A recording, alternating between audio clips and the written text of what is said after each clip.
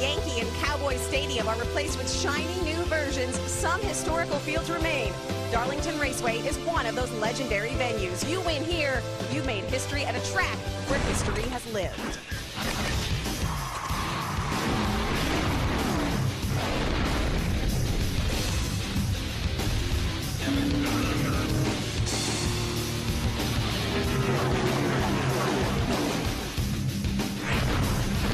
NASCAR's oldest track, several of the sport's youngest drivers mixed in with our series stars. None of these guys have won at this track. Austin Dillon made his first start last year. They were all chasing the defending winner. There's the guy who has won here, Todd Bodine.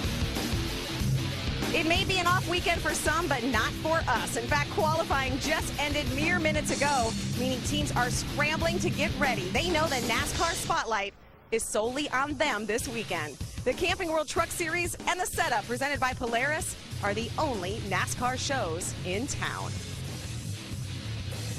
Hello, everyone. I'm Krista Voda. Welcome to the Setup. You know a track is special when it takes two nicknames to describe it. The track Too Tough to Tame or the Lady in Black. Well, judging by the way I'm dressed, you know which one I prefer. We have a lot to get to tonight, covering the garage and the pits for us. As usual, Ray Dunlap and Hermie Sadler. Let's start things off with the corral. Ray? Well, thank you, Krista. You know, when we go to our next race at Martinsville, we'll use the points from ownership to determine when we'll pick pit stalls.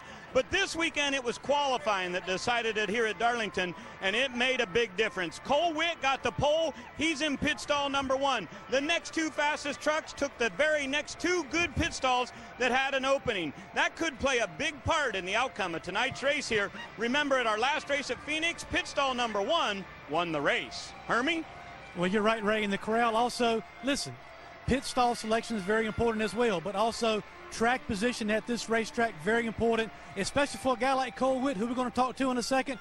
You want to run your line on this racetrack and not abuse your car and equipment trying to get to the front. So not only pit stall selection, but track position will be a key. Ray, who you got in the corral? Parker Kligerman stops by, and I know you were sweating a little bit. You had to qualify in. You had a good run. Tell me how hard you push it in the race tonight. Well, you know, first off, I went back up to qualify a little bit. You know, we had a better truck than we showed right there, Penske truck rental Ram.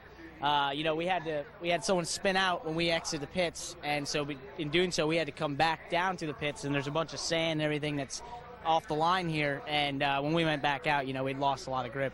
So I'm a little disappointed in that. I think, you know, the whole team is. We really thought we had a shot at top 5, top 10 qualifying. We worked pretty hard on it in practice, but at the same time, we worked really hard in race. So I think, you know, we've got a truck that can pass, hopefully, and we're going to go out there and give it all we can, and hopefully we can get this Penske truck rental Ram up to the front as soon as possible. Good luck. Go to the front. That is Parker Kligerman. And Krista, just like I was talking about, qualifying's so important here at the Lady in Black. Yeah, Ray Parker, one of the young guys taking on this old track. He mentioned that sandy surface. We're only about an hour, 60 miles from Myrtle Beach. And, you know, there's a sense of urgency in the air. You know, it's only race number 3, but all of these guys taking on this old track, whether they're young or veterans, they know they need to make an opportunity, take advantage of an opportunity tonight, because the likes of Kyle Busch, Clint Boyer, they're not in the field like they were at our last race. Let's take a look back at Phoenix. As the sun goes down over the Arizona desert, the Truck Series kicks off its second race of the season, under the lights at Phoenix. Clint Boyer starts on the pole with a mirror full of Kyle Busch. All right, bud, coming to the green. Have fun tonight. Starts on you here. Green flag in the air. We're underway. Following you through half back. All clear. Great start by Clint Boyer, and that opened up the door for Kyle Busch to drive down on the inside of Austin Dillon as well. Those trucks come off turn 2, 1-2. 18 right with you. Out in front, it's Clint Boyer. Kyle Busch chasing in second. Motor outside, inside. Portions out, but it's 10 trucks, back or down. Caution on the racetrack. Caution on the racetrack. It looks as though the 10 has a tire going down. Open this time by turn 3 coming to you. And sure enough, the hard left turn for the top 2 trucks. That's Clint Boyer out front. Kyle Busch, they're headed your way onto pit road. All right, boys, coming to you and at the line. 5, 4, 3, 2, 1. Wheel straight, foot on brake. Clint Boyer said no adjustments on this thing. Give me 4 tires and fuel. He comes in with Kyle Busch right on his bumper. Kyle Busch has pit stall number 1. Kyle's truck was very, very free. He said he felt like he was falling off on times a little bit. The 2 truck spins his wheels a little bit, leaving. It'll be a battle off of pit road. He is going to the line. Kyle Busch will be there first. Go. You got it. Where you got, B? That's 9. We'll get that lead back. I've seen you do some pretty wicked restarts here, so we'll be just fine. An early race caution leads to a battle off pit road, putting Kyle Busch at the head of the field. Great. Good start. Clear all around. 33 coming with you. Nice and smooth. You're driving away from him a little bit. All right. We did it, boys. Good job. Woo! Dominating at Phoenix International Raceway.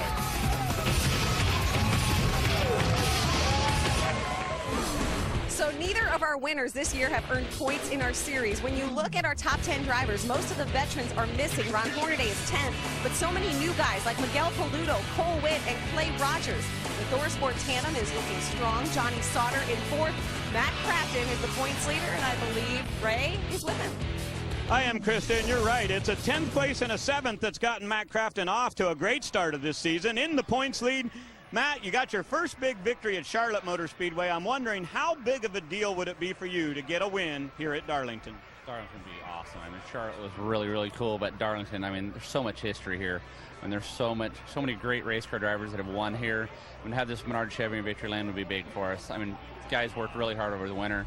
We weren't very good last time we were here in the fall, and these guys worked really hard and brought back a really, really good piece. And we qualified 4th, so I think we got something for tonight, though. A lot of history. Crafton's got a lot of experience, and the guy who will lead him to the pole, it's his first time here. Right, Hermie? You're right, Ray, and Cole Witt is on the pole. Do you have any idea what a big deal it is to be on the pole at a place like Darlington? I mean, it's a big deal for our team to be on the pole anywhere we go, you know. I mean, after Daytona, you know, this team really dug down deep to bring back a good finish at Phoenix, and, you know, here we are to continue to go forward, and, you know, hopefully we can just stay where we're at and, you know, lead this race. But, you know, to outrun the guys that are sitting right behind us is pretty cool, and, you know, I'm almost lost for words, you know, for us to do what we've done, and this team, you know, just staying hard and keep rolling forward from here. Well, these guys have been fast since they unloaded. He'll roll off P1 tonight. Rick? Krista? That's okay, Herbie. We're looking here at Cole Witt's truck right up here on the pole, and I love hearing him say he's at a loss for words. He might be an open-wheel guy, but the history of this stock car track is certainly not lost on Cole Witt. You know, there are a lot of famous ladies out there. Lady Bird Johnson, Lady Di, Lady Gaga. But the only lady that matters tonight, the lady in black. Now, her surface, well, she's been not as rough as she used to be. She underwent a little bit of a facelift. But young guys like Cole Witt, they know that she's as mean as ever. I grew up watching races at this track and learning about the Darlington stripe and about, you know, jumping up and getting bit, and it's 100% absolutely true. It's pretty cool, you know. I mean, it took a little while to get used to 1 and 2 with the different shape and everything. You know, 3 and 4 is way tighter than 1 and 2, so it just took a little while to get used to it. This place is nuts. It's hard. I mean, I've tested here once, but it's changed so much since I've tested here and stuff like that. I haven't hit the wall. This is wild. There's nothing I can compare it to that I've ever been on. It's a lot of fun, though. Took some laps around the track with Matt Crafton, one of the veterans here, and taught me a lot in the truck. And once you get out there going 170 miles an hour, it's a little different deal.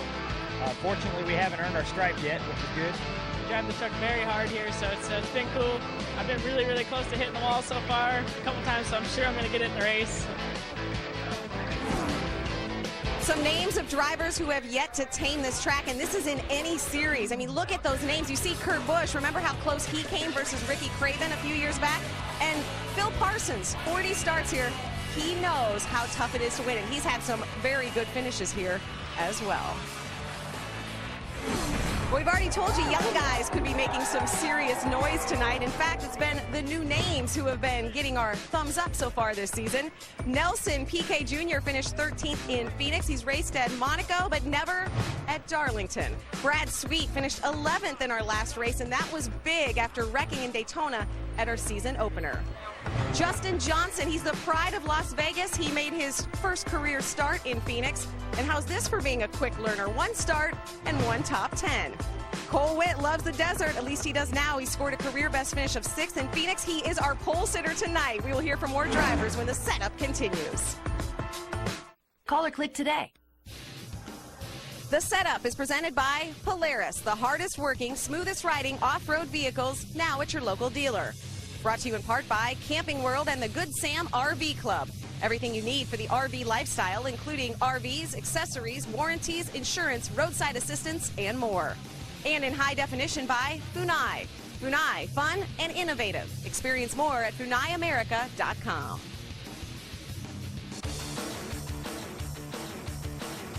With 3 international drivers in our field each week, we are especially involved with and aware of world issues. Nelson Piquet is carrying a special decal in support of the victims and families affected by the earthquake and tsunami destruction in Japan and the Pacific. If you would like to help, you can make a $10 donation by texting Red Cross to 90999. Our thoughts and prayers are with all of those who have been affected by this tragedy. Welcome back to the Lady in Black. You know, the Trucks took a 6-year absence before returning to this track last year. And the last guy to win before that was a driver who was making his very first start in the series. Who was it and what happened in that race back in 2004? For the answer, we crack open the vault.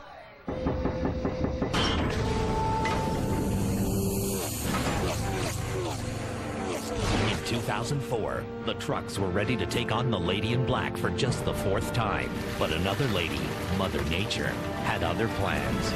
Rain pushed the race to the following night, meaning Cup Series rookie Casey Kane had to wait 1 more day to make his Truck Series debut. As soon as the green flag flew, history was made. This was the first race ever run under the lights at Darlington Raceway. Bobby Hamilton Jr. immediately jumped to the lead, but many wondered if family loyalty would cost him a win. Bobby has a good shot at winning this race, but will he win this race if he has to race his dad? Because remember, the other Bobby Hamilton is looking for a championship. Man, if it comes down to the Square D Dodge behind us, the whole plan is for Square D Dodge to get all the points, so I'll finish 2nd. But if I don't see him in the mirror and I got a chance to win, we're going. Casey Kane and Bobby Hamilton Jr. swapped the lead for much of the race, but late cautions led to a green-white checkered finish with Kane leading. Number 1, Armor. Bobby Jr. and Sr. were right behind, both on fresher tires. Oh, he brought him down slow, Rick. Bobby Hamilton Jr. gets spun around. Bobby Hamilton Sr. takes up the dual line and problems behind them. David Bruneman hitting very hard into the side of the 59 of Bobby Hamilton Jr. Bobby Jr. missed a shift. Looks like he missed a shift, and Bobby Sr. had no way to avoid that. Everyone was able to climb out unharmed, and Kane climbed out in victory lane in his first ever Truck Series race. The Trucks would not return to the track Too Tough to Tame for another 6 years. I think it would be fair to say that Casey Kane has a pretty good record in trucks, 2 wins and a 2nd place. But I guess my question is, this is an off weekend for Cup. You could be in the Caribbean. What are you doing at Darlington? I just want to race. This is a great track. The Truck Series is a lot of fun to race in, and to drive for Kyle Busch and Toyota, ASC, all the guys that are part of his deal has been. It's nice. I mean, I enjoy it. I have a lot of fun, and he has great equipment and fast trucks. 18 truck, very, very fast tonight, Hermie.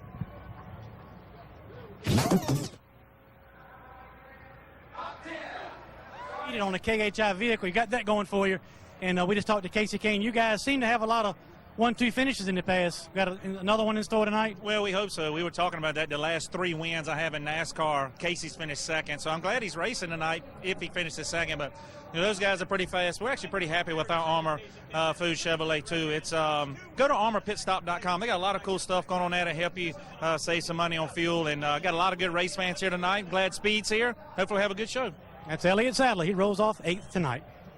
Thanks, Hermie. Sadler and Kane once again in the field, but we have star power in the booth as well. Michael Waltrip is over in France testing for Le Mans, so that means Rick Allen and Phil Parsons tonight are joined by, drum roll, Larry McReynolds. Larry never takes a weekend off, Rick. Well, when you said star power, I knew you had to be talking about Larry McReynolds. Now, we're also going to start talking about experience, and we can also talk about Larry McReynolds with that word. But experience versus inexperience at this racetrack is really difficult, Phil. Well, it really is, and those are the guys with the most experience here, Casey Kane and Elliott Sadler. You know they're going to be good. You know they're going to be up front. We have 16 drivers that have never raced here before in anything. And led by the group, leading that group is Cole Witt, who had the pole. So it's not a situation where you can't do well here, but it makes it extremely difficult because this racetrack is extremely difficult, Larry. Well, we're trying to run speeds about twice of what this place was designed to run. And I think as some drivers found out in practice, it's almost too narrow to run by yourself. And you're going to be sliding around throughout this entire 147 laps. The big thing you learn at an early part of your career here is a lot of give and take, more giving than taking. Now, that works for about 137 laps. With 10 to go, it's more taking than giving. Well, I'm going to give it back to Krista.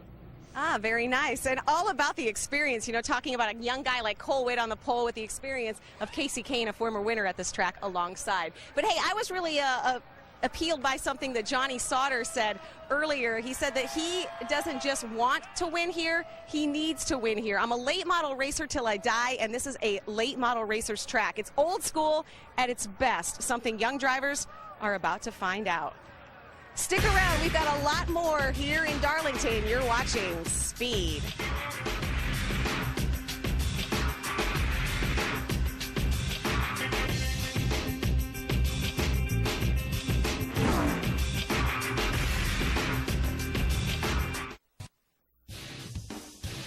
The setup is presented by Polaris, the hardest working, smoothest riding off-road vehicles, now at your local dealer. Brought to you in high definition by Funai. Funai, fun and innovative. Experience more at FunaiAmerica.com. And by AT&T. Dana Dodge doing some Dana Donut. And out of turn 4, Ted Musgrave will come across by 4 trucklets and win over Robert Wesley. And we're going to do a low burnout right here, bud. His first victory as well, Casey Kane. Comes out of turn number 4. He'll go back-to-back in the Camping World Truck Series. It's NASCAR's oldest track, yet the trucks have only been here 5 times. Even with so few races, there have been some great finishes. When the day started, these walls were clean. They are now stamped with tattoos of practice incidents. Black stripes give this track a whole new look. You know, Austin Dillon recently decided that his teammate Joey Coulter also needed a whole new look. Joey came over to the Truck Series from the ARCA Series, so Austin, along with his brother Ty, gave Joey Coulter a makeover. We're here early in the morning at Paul Simon, trying to get Joey a new look. I'm going to look for some new clothes and getting a new style for 2011. It's a little more professional than we're used to. Yeah, I really do like the shirt. Sport coat over this, and you dress it up a little bit with some nice slacks. A sport coat, so I've never worn a sport coat out. You guys are going to have to show us in the right direction with that. I don't know if we could go to the racetrack like this, but we might go out. If it was fire retardant, I'd race in it. Here's Joey's pants. Are you kidding me? Here's yours. Joey, Ty's hooking you up, man. I think Ty's colorblind, but we'll give him a shot. I'm rocking cowboy boots with shorts. This is wrong. This is so wrong. I can't rock shorts.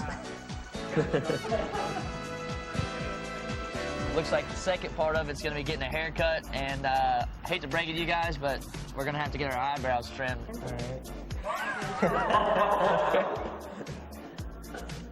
You guys better be good back there.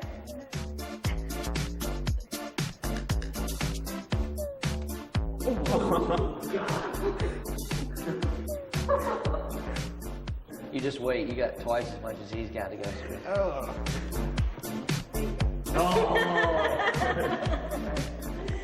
I cried. Don't air it.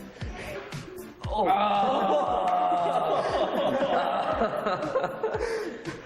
It sounds like bones breaking every time. Oh my gosh. Stop moving your forehead. Sit there and take it. Little brother going through some torture is always good.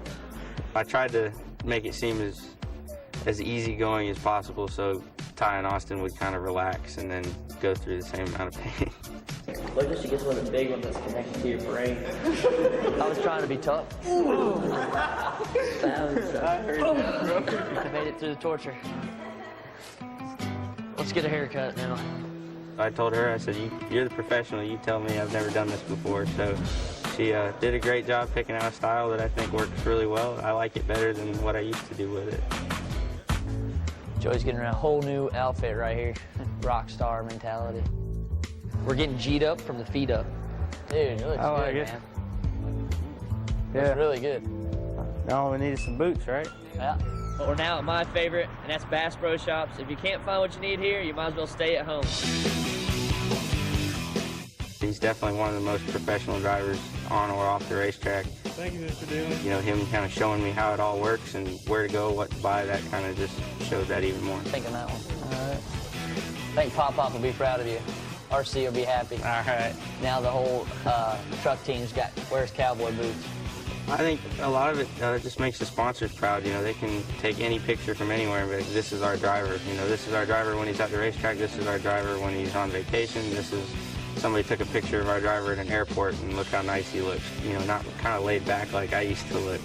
It's real important, you know, for your sponsors to have that image of a professional driver everywhere, not just at the racetrack.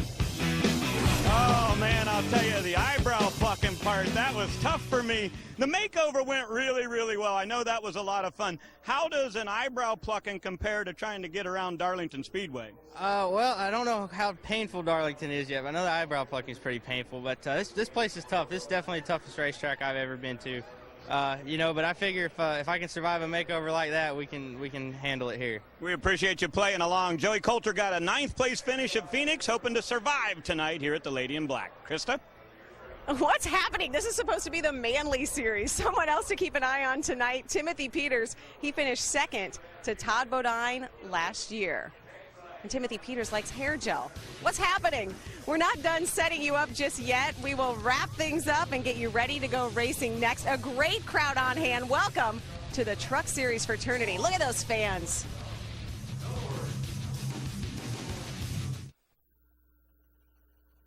In 3 weeks, the Camping World Truck Series hits the short track as it visits the shortest track on the circuit, Martinsville Speedway. Last October, after 16 attempts, Ron Hornaday got his first win in Martinsville and took home the grandfather clock. Could he do it again? Tune in to find out. Chris Devoda hosts the setup starting at 1:30 p.m. Eastern, followed by flag-to-flag coverage, only on Speed. Speed has had action all day from 4 wheels to 2 following our race, the AMA Supercross Series. What a wild season it's been. Then go into the Speed Center where Adam Alexander gets you caught up on everything, and we'll show you the conclusion of the Daytona 200. Well, the lady is getting restless. It's still about 2 months before Cup cars are here, but she opens her arms for the trucks tonight. But beware, those arms can be as suffocating as they are welcoming. We have a young guy, Cole Witt, on the pole with experience. Casey Kane alongside in the front row. Plenty of star power, plenty of veterans, and new guys at one of NASCAR's most historical tracks. Get ready to hold your breath. Keep your arms inside at all times because the Too Tough to Tame 200 on Speed starts now.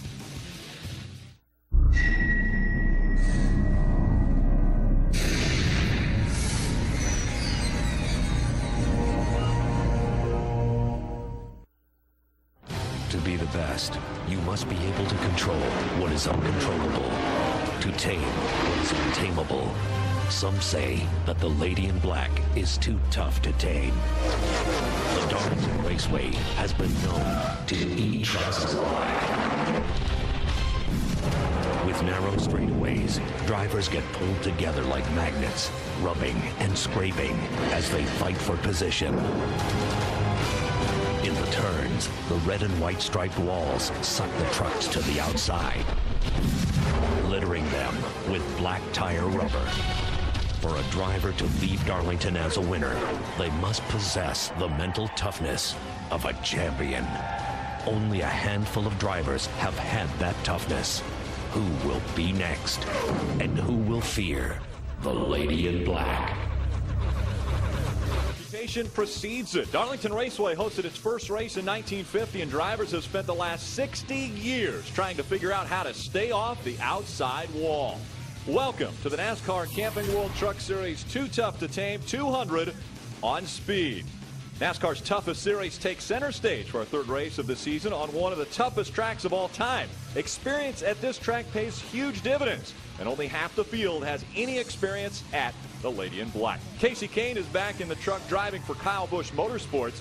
That potent combination could be too tough to pass at this mile and a third track. But last year, it was Truck Series champion Todd Bodine who went to victory lane. And this year, trying to overcome a rough start, nothing would be better than the Darlington Trophy. Now, let's get underway with our pre-race ceremonies. We go trackside.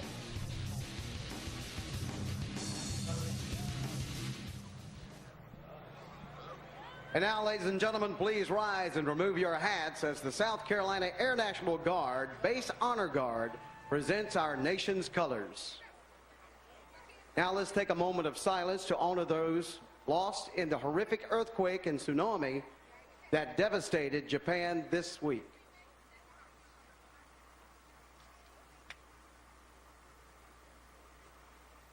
Please remain standing as Reverend W.L. Collins offers today's invocation. Pray with me. Our Father, we bow in your presence. We recognize and acknowledge your presence in our lives. We do lift these who are suffering as a result of the disaster in Japan and other places. We thank you, dear Lord, for this beautiful day. We acknowledge, dear Lord, you're the giver of it. And I pray that you will be with us this afternoon.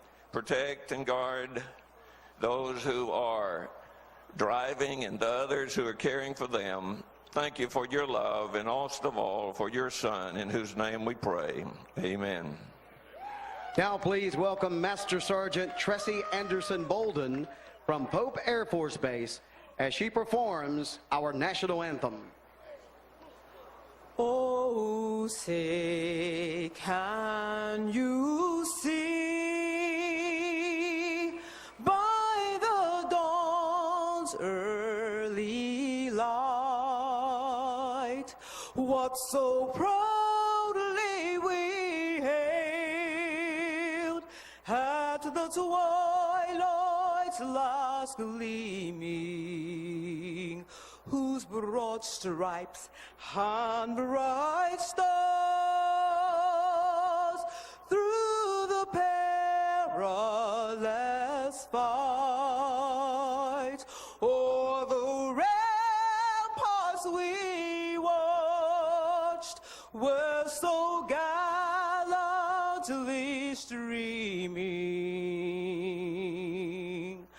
And the rockets rang the lamp, the bombs bursting it up, gave proof through the night that our flag was still there. Oh, say does that star-spangled banner yet wave o'er the land of the free and the home of the brave?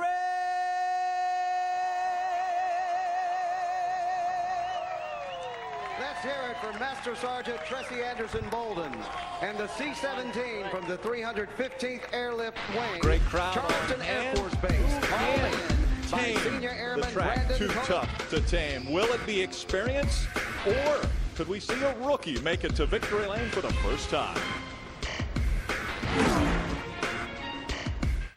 Call or click today.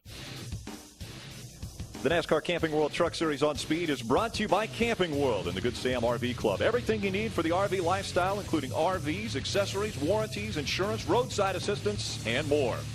And by Rent-A-Center, where you never need credit and your satisfaction is always guaranteed. Welcome back to Darlington Raceway. Let's go back trackside to Chris Devoda.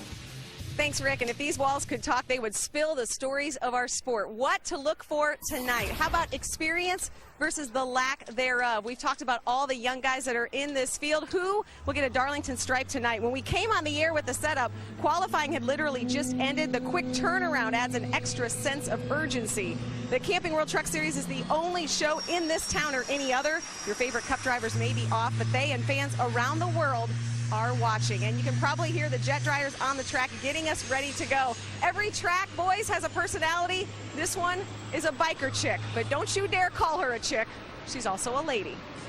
Definitely a lady in black. Welcome, everyone. Larry McReynolds, Phil Parsons, Rick Allen with you. Now, I want to prep myself here. This is a pretty important night, isn't it, here for a few guys, Larry? Well, it's Saturday night. It's date night, and we love date night. And for 16 drivers, this will be their first date with the lady in black. So will it be a good date, or will it be one they want to forget? And you know what? About halfway through this date, they may think things are going really good, and the old lady will just reach out there and just grab you. Those walls will just suck you right in.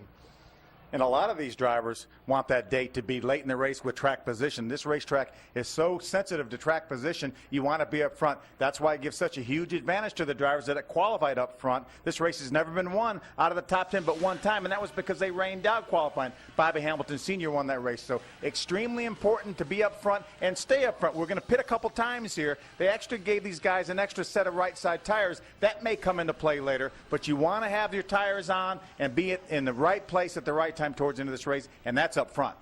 And very impressive in qualifying earlier, Cole Witt, the young man in just his fourth start, will start on the pole tonight. Now let's get the engines fired. We go for the command. Race fans, please welcome your South Carolina lower state champions, the Darlington High School Falcons varsity basketball team, as they give the command.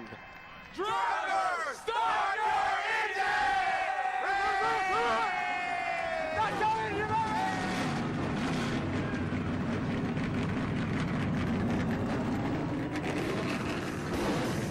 The command was exciting. The fans are about to get out of their seat to cheer on the crowd as they come to the green flag. Stay with us. Welcome back to the Too Tough to Tame 200 on speed. Darlington Raceway is the site of race number 3. An absolutely gorgeous evening. 61 degrees, clear skies, and just a slight breeze. And a crowd on hand that will rival nationwide and Cup crowds here at this racetrack. Just full grandstand. Our starting grid rolls across the top of the screen. Young Cole Witt grabs the pole in just his fourth start. Casey Kane, who won this race back in 2004, will start on his outside. Let's take a look at our Hamburger Helper track description. What an amazing racetrack here. This racetrack was built in 1950. The pole for that first race, 82 miles an hour. It was reconfigured back in 1969. Larry, it used to be half this wide. Now it's 30 feet wide. The description, very deceiving. You look at it, you say it's a symmetrical racetrack. It is nothing about symmetrical. The two ends are totally different from each other. Take a look at our Scott's Roundup race analysis. As you can see, 36 trucks will start this race, 147 laps, 200 miles. You see the pit window, Larry, about 54 to 58 laps. More than likely, if things fall right, we'll see 2 pit stops and then finish this thing. But you might want to grab those fresh tires late. One of the big stories that we're talking about here at Darlington are the drivers that are here for the very first time. And it is a list of 16, so an extremely long list of drivers that are making their first ever Darlington start. Yeah, that means any division. That means Nationwide Cup or here in the Camping World Truck Series. Included on this list is our pole sitter, Cole Witt, here for the first ever time, and he won the pole. Now we want to shine a spotlight on a few of these drivers that are making their first ever start. We start with Ray Dunlap. Well, thank you, Rick. I'd like to take a look at Miguel Paludo. He drives the number 7 for Red Horse Racing.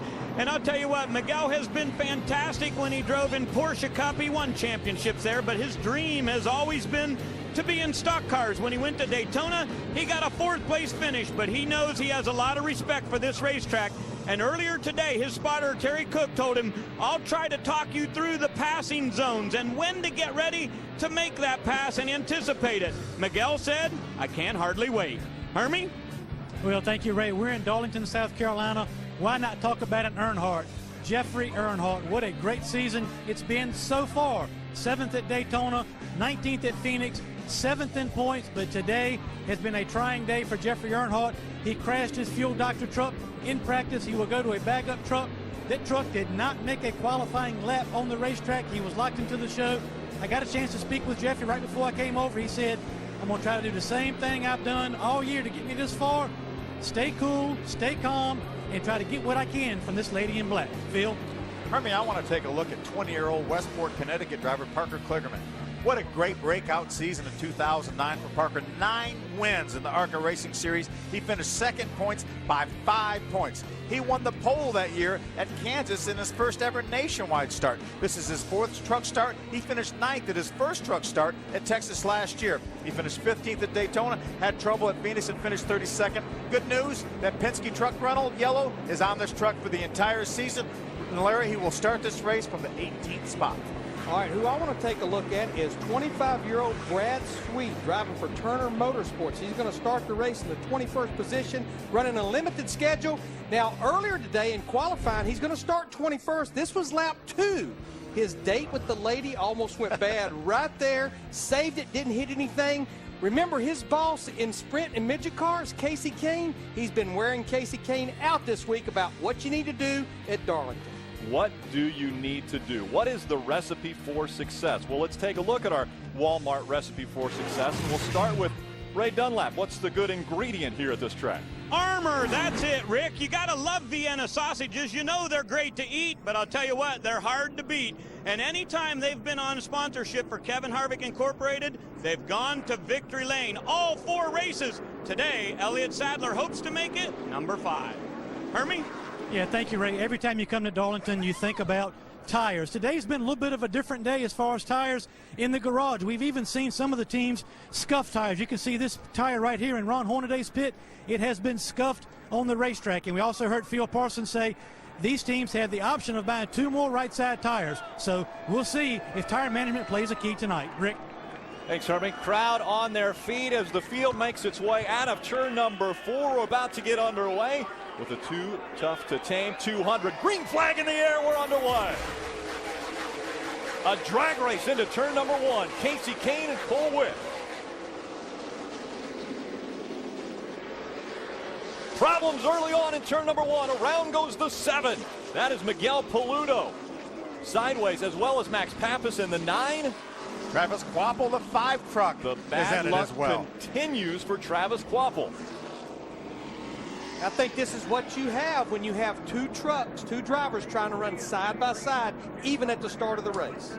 Remember, this racetrack, a lot of damage to Miguel Paludo's truck. This racetrack, 30 feet wide. These drivers are used to racing racetracks that are 60 feet wide.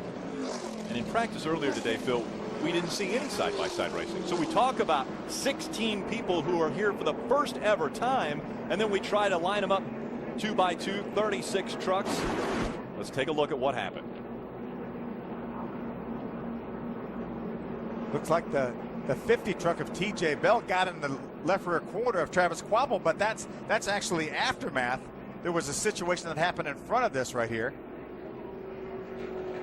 You see Miguel Paludo in the 9 of Max Pappas around. It's almost like something happened up in front of these drivers here that caused them to start stacking up, though. Looks like a chain reaction deal, it looked like. Yeah, I saw Carmichael in the 4 truck up there. I saw him starting to stack up, and I think it just chain reaction all the way back through it. There's an onboard from Timothy Peters got into the left rear quarter pedal top out, and that may have seized them up enough for that aftermath. I think that's exactly what started it. It all started up in front of them. There's Ricky Carmichael's onboard camera. You see right in front of them, truck's already into the outside wall, sliding down the racetrack. Ricky does a nice job getting by on the outside. There's another view. That's David Starr, the black truck that was against the wall. He got into the 7 truck of Miguel Paludo, but I think exactly like we were talking about when we saw that contact earlier between the 30 truck of Ty Bodine and the 17 of Timothy Peters. I think that slowed the field down enough that then it was a chain reaction. Saw Justin Lofton in the 77 truck spinning. He has had a heck of a day here at Darlington. What an amazing day Justin Lofton has. That's number 4 now for Justin Lofton as far as going around. Stay with us. We'll get the restart in just a moment.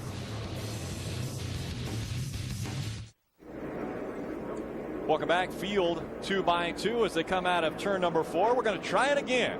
Cole Witt on the outside, Casey Kane on the inside. Preferred line around this racetrack, the top of the track. Green flag back in the air. Single file is the preferred way around this racetrack. Casey Kane stays on the inside of that 60 of Cole Witt as they work through 1 and 2. You get such a good run off of turn 2 when you're in the high side like Cole Witt in a 60 truck that time. Kane battling back on the inside as they go into turn 3. A little tighter down here in 3 and 4.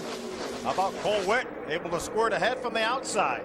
Here comes Hornaday to the bottom of the racetrack trying to make the move. He makes it 3 wide at the stripe.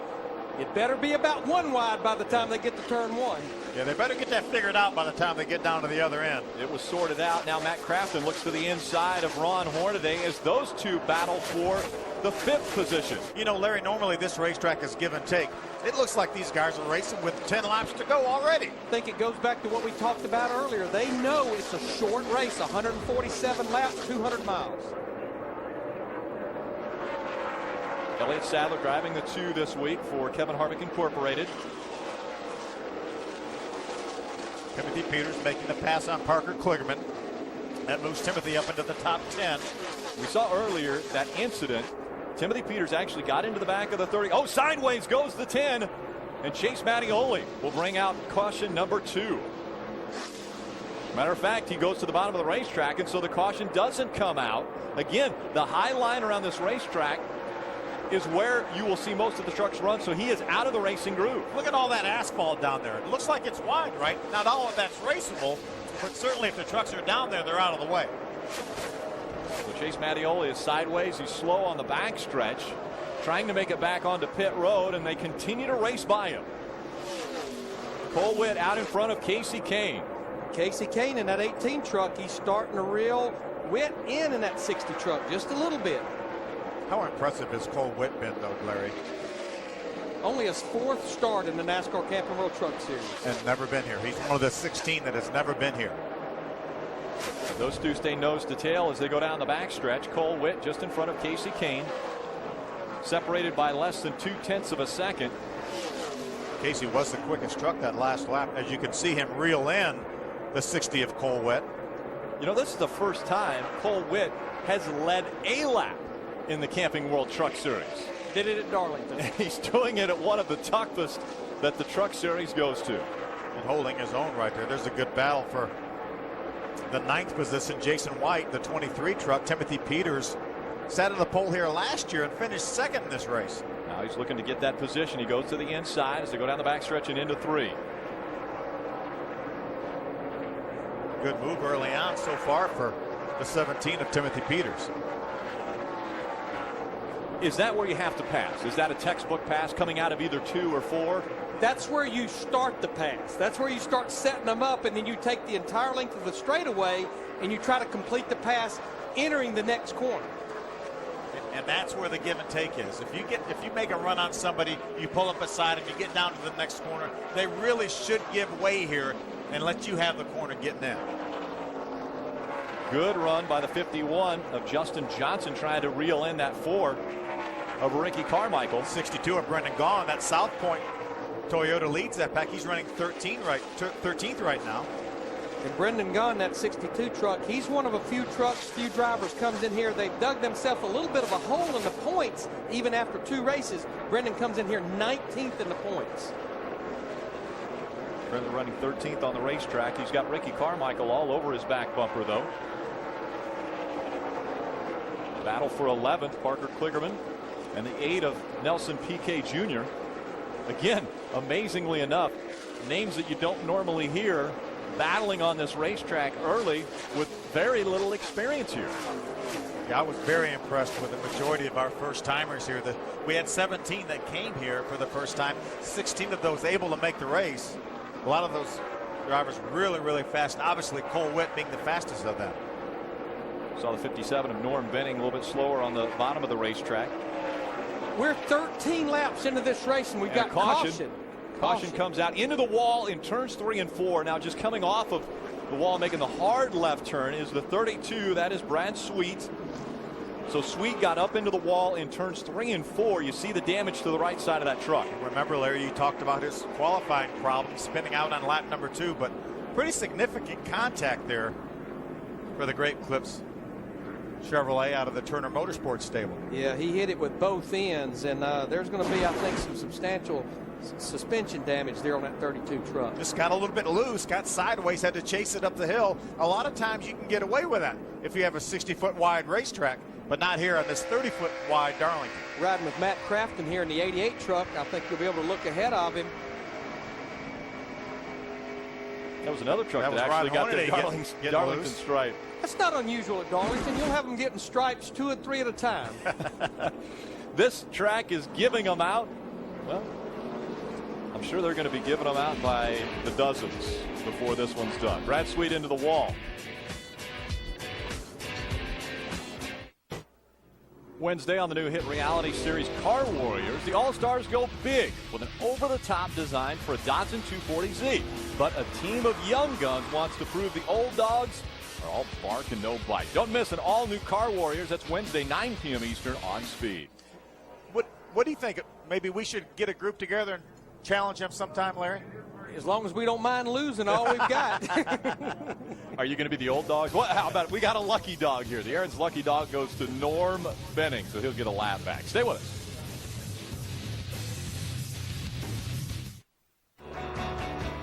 Welcome back. Too Tough to Tame 200 on Speed from Darlington Raceway. Now, once again on this restart, we see Cole Witt. The leader of the race gets to choose if they want the inside or outside line. He chooses outside once again. I like that call here because, number one, he's the one that's going to restart this race. The leader restarts this race. But how about Justin Lofton here? Talk about a bad day. This is practice earlier on this morning. You see him spin. This was about 10 minutes into the first practice this morning. And then this is final practice. Up into the outside wall, scrapes it along. Quite as lucky that time as he was earlier. And guys, just now on pit road, you see Norm Benning finishing up his pit work, our lucky dog. He's going to get done. He's going to pull out. Just go ahead, Norm. Oh, wait a minute. Here comes Justin. And don't forget, he was actually involved in that first caution back on lap 1 as well. Tough day for the 77. Green flag back in the air. Great restart for Cole Witt. Look at everybody fight to get up to the top of the racetrack. Now a battle for second. James Busher on the outside of that 18. But Casey Kane takes the second spot. Busher drops back to third. You know, right before that last caution, I'd watched the scoring monitor. Casey Kane, his 13th lap was faster than the old track record. I think he's just sitting back there kind of waiting on that young 18-year-old Cole Witt to possibly make a mistake. He hasn't made many mistakes so far. No, he has today. not. Field stretches out as they make their way back into one. You see Timothy Peters on the inside of that 3 of Austin Dillon. He slides in front. I'll tell you, that truck of Timothy Peters is on the move now. We talk about this racetrack being pretty tough to pass on. Timothy Peters has made some nice passes. 13, 33, and 88. 3 Chevrolets nose to tail here. Sauter, Hornaday, and Crafton. Right now we have 1 Toyota running in the top 8. That's obviously Casey Kane in second. The rest of them, all Chevrolets. Casey Kane in the 18 is just a little quicker than Cole Witt in that 60. I think he's just trying to find out where can I start the pass and complete the pass. Is it too early? I mean, you mentioned earlier biding his time. Does he ride around behind Cole Witt and let Cole Witt set the pace here at the track? How about this side-by-side battle and a little contact between Hornaday and Sauter? That's a battle for no fourth. love lost between these two, by the way. Ron Hornaday takes the pass from Johnny Sauter in Kansas. Remember, Johnny Sauter was leading. Hornaday got into him. They did a simultaneous slide, and it ended up being Sauter and then Hornaday 1 and 2 at Kansas. Here comes Elliott Sadler, though, in that 2 truck. While these guys have been battling, he's starting to come into this picture here. Teammates going side by side. Crafton on the inside of Johnny Sauter. Johnny was really slow through the center of the corner there. Let's go down to Hermie. Yeah, you guys just saw Ron Hornaday take the 4th position on the racetrack. They did not pit, as did any of the leaders on the last caution. Hornaday only saying right now that his truck has been loose and complaining a little bit about not being able to see because of the sunlight. Also, you see Todd Bodine making his way back through the pack. Caution before last, he came to pit road for 4 tires had a vibration. So to be on the safe side, Mike Hillman Jr. put 4 tires on the 30 truck, Ray. And Hermie, the guys were talking about Timothy Peters making some moves. Peters had some trouble in practice earlier today. They found out that they had a lower control arm that was bent, and whenever it was bent, it was giving him false information about what the truck was doing. Once they made that change, they had to start completely from scratch. It was almost like 2 very separate practices. So Timothy Peters said he really likes the way his truck is coming off the corner, and it has great forward bite. You know, moving forward, too. I want to go back to that 30 truck of Todd Bodine that Hermie was just reporting on. He has picked up about 20-something positions since that last restart. In fact, he just made it back into the top 10 with this 30 truck, and I've been watching his lap times. With the exception of traffic, he's got about the 3rd quickest truck right now. Problem on the backstretch is Brendan Gaughan going around in the 62, and that will bring out our 3rd caution. I'm not sure he made any contact with anything. Brendan gets the truck refired. Will remain on the lead lap.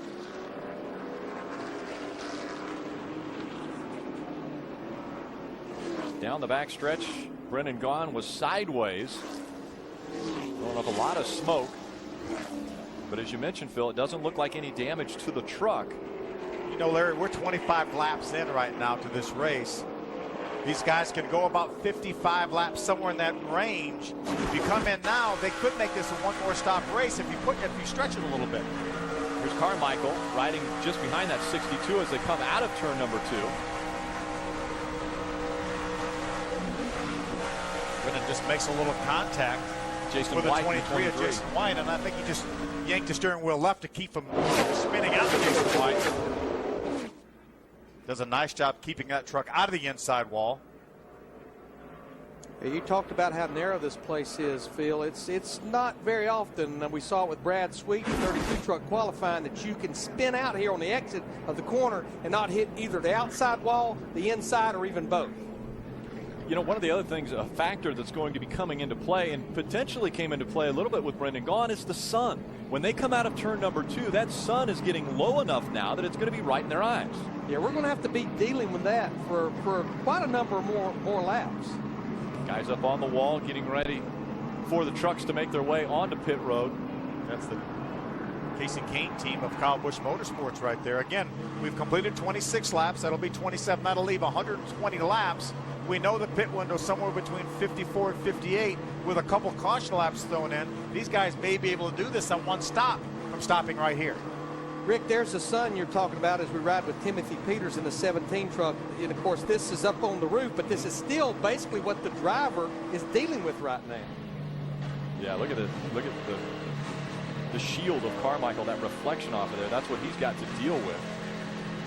And most of these drivers had to prepare themselves for this race finishing at night under the lights. That's the reason we see a lot of clear shields. And here comes the field onto pit road. And it looks as though all the trucks are making their way down pit road, Hermie. Yeah, Ron Hornaday is in the top 5. He's bringing the 33 truck down to pit road a little bit free right now. But the biggest concern is get a tear off this windshield, having a hard time seeing. 4 tires and an air pressure adjustment for Ron Hornaday. Ray? You know, same thing down here, Hermie. Lots of people saying the visibility is absolutely terrible on the racetrack. Big conversation between Eric Phillips and Casey Kane. What should we do here? Kane said, I've got to have some tires. Let's do it. Let's put tires on this thing and see if it brings it to life. They go with fuel coming around. They'll do 4 for sure. The Red Bull Toyota is in, Chevrolet, is in at the front. Casey Kane will be ready to come out of his pit. It looks like Elliott Sadler and the 3 both got away early. The 18 will be 3rd off pit road, and the 60 losing multiple positions here, about 10 spots. Cole Witt came in the leader. He'll go out 12. Boy, the real winner, Austin Dillon in that 3 truck. Gained 7 spots. Also up front will be Elliott Sadler coming off in the 2 truck. So Elliott Sadler and Austin Dillon look to be the ones who were first off of pit road. When we come back, the green flag once again.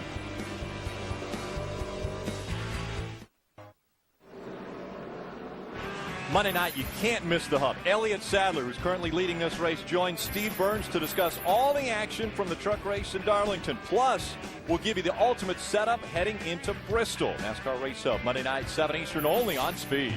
Larry Mack, you think on the old Darlington that we would have ever seen somebody change 2 tires? Absolutely not, but that looks like what Elliott Sadler and that 2 truck did, and Austin Dillon. Not a bad call, but as we see Chas Mattioli that got the Aaron's lucky dog on this 3rd caution, because we'd run 24 laps, but a third of those laps had been under caution, 8 of them. Ray, what happened on pit road? Well, just exactly what Larry was saying. These guys gambled on a 2-tire stop, basically because the position they were in. The track position is so important. Elliott Sadler says, give me 2 this time. He was a little bit tight. They made an air pressure adjustment on the right sides. Austin Dillon likes the way his truck comes off, has good forward bite. They went with 2 tires. But for the 60 leader Cole Witt, they had lug nuts fell off the left rear. And when that happened, the lug nuts actually went underneath the truck. That's why their pit stop took so long. Guys? Difficult situation for our early race leader. Now it's Elliott Sadler who dictates the pace as they come out of turn number 4. Green flag back in the air. Sadler and Dillon side by side to the stripe. But this is where Cole Witt in the 60 truck now starts to go to school. He hadn't had to race nobody up to this point.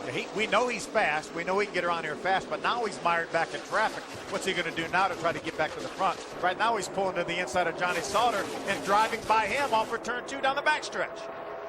James Busher and Austin Dillon racing side by side for 2nd. Behind them, it's the 33 and the 18, Hornaday and Kane. And where this battle will get interesting is going off into turn 1 with Dillon in the 3 truck on the inside. James Busher on the outside, trying to hold his line. Austin Dillon moves up, a little contact made.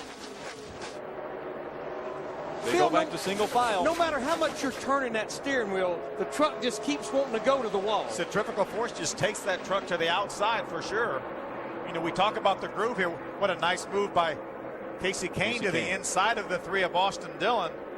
Kane we talk takes about third away. We talk about these trucks running up against the wall because that's just where they go. As we see Ron Hornaday take advantage of the slowed momentum of Austin Dillon. Take a look just about a lap ago. 13 of Johnny Sauter involved in this, as well as the 60 of Cole Witt. There's some more contact. A little contact, a little sideways by Cole Witt on the inside.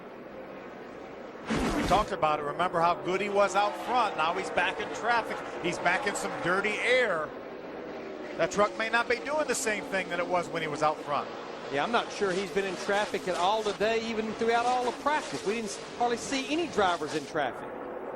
Nose to tail here. Parker Kligerman in the 29 just in front of that 13. Looked like a little contact made there as they work their way down the backstretch and into 3. And there's that 60 of Cole Witt. Looks like he's going to follow Johnny Sauter to the inside of Parker Kligerman. He does make that pass. Those 2 moving up now to the 8th and the 9th positions. Casey Kane got around James Busher, moved up into the 2nd spot now. So it's Elliott Sadler, Casey Kane, James Busher, Ron Hornaday, and Austin Dillon your top 5. Then Bodine, Peters, Sauter, Witt, and Kligerman your top 10. Remember last year at Pocono, these 2 guys ran 1-2. Oh, sliding around. It's the 51 of Justin Johnson. And contact with the inside wall. Just as that was happening, Casey Kane was trying to take the lead away from Elliott Sadler. We'll have to see if NASCAR allows that pass, because we'll have to find out when the caution came out. Yeah, and they don't. It's not a judgment call. Right. They will go back to the last transponder scoring loop, and wherever the 18 and the 2 were at the point of caution, when they cross that loop, that's what it'll be. Take another look at why the 51 went around. See him on the inside. He's going to go to the inside of the 1 of Jeffrey Earnhardt coming off turn number 2. Coming off such a great finish at Phoenix a week or 2 weeks ago. Got his left sides down on the flat of the racetrack. Remember, that looks like raceable surface down there. It's the apron. Basically, it's banked a lot less. So it's the 4th caution and a lot of damage to the front end of the Vision Airlines number 51 of Justin Johnson. Crowd back up on their feet. Great racing here at Darlington. Wednesday on Speed, Car Science goes into overdrive. Get the lowdown on a jet car super van. See how the hottest female race car driver handles dangerous curves. Car Science is all new this Wednesday at 10 p.m. Eastern on Speed. Welcome back. We had our 4th caution come out. It was the 51 of Justin Johnson going around, making contact with the inside wall. and a lot of damage to the front end of that truck. We saw Casey Kane make the pass just as the caution was coming out. NASCAR reviewed, went back and found the previous scoring loop from when the time of the caution flag and the caution lights, and they elected to put Elliott Sadler back to the lead.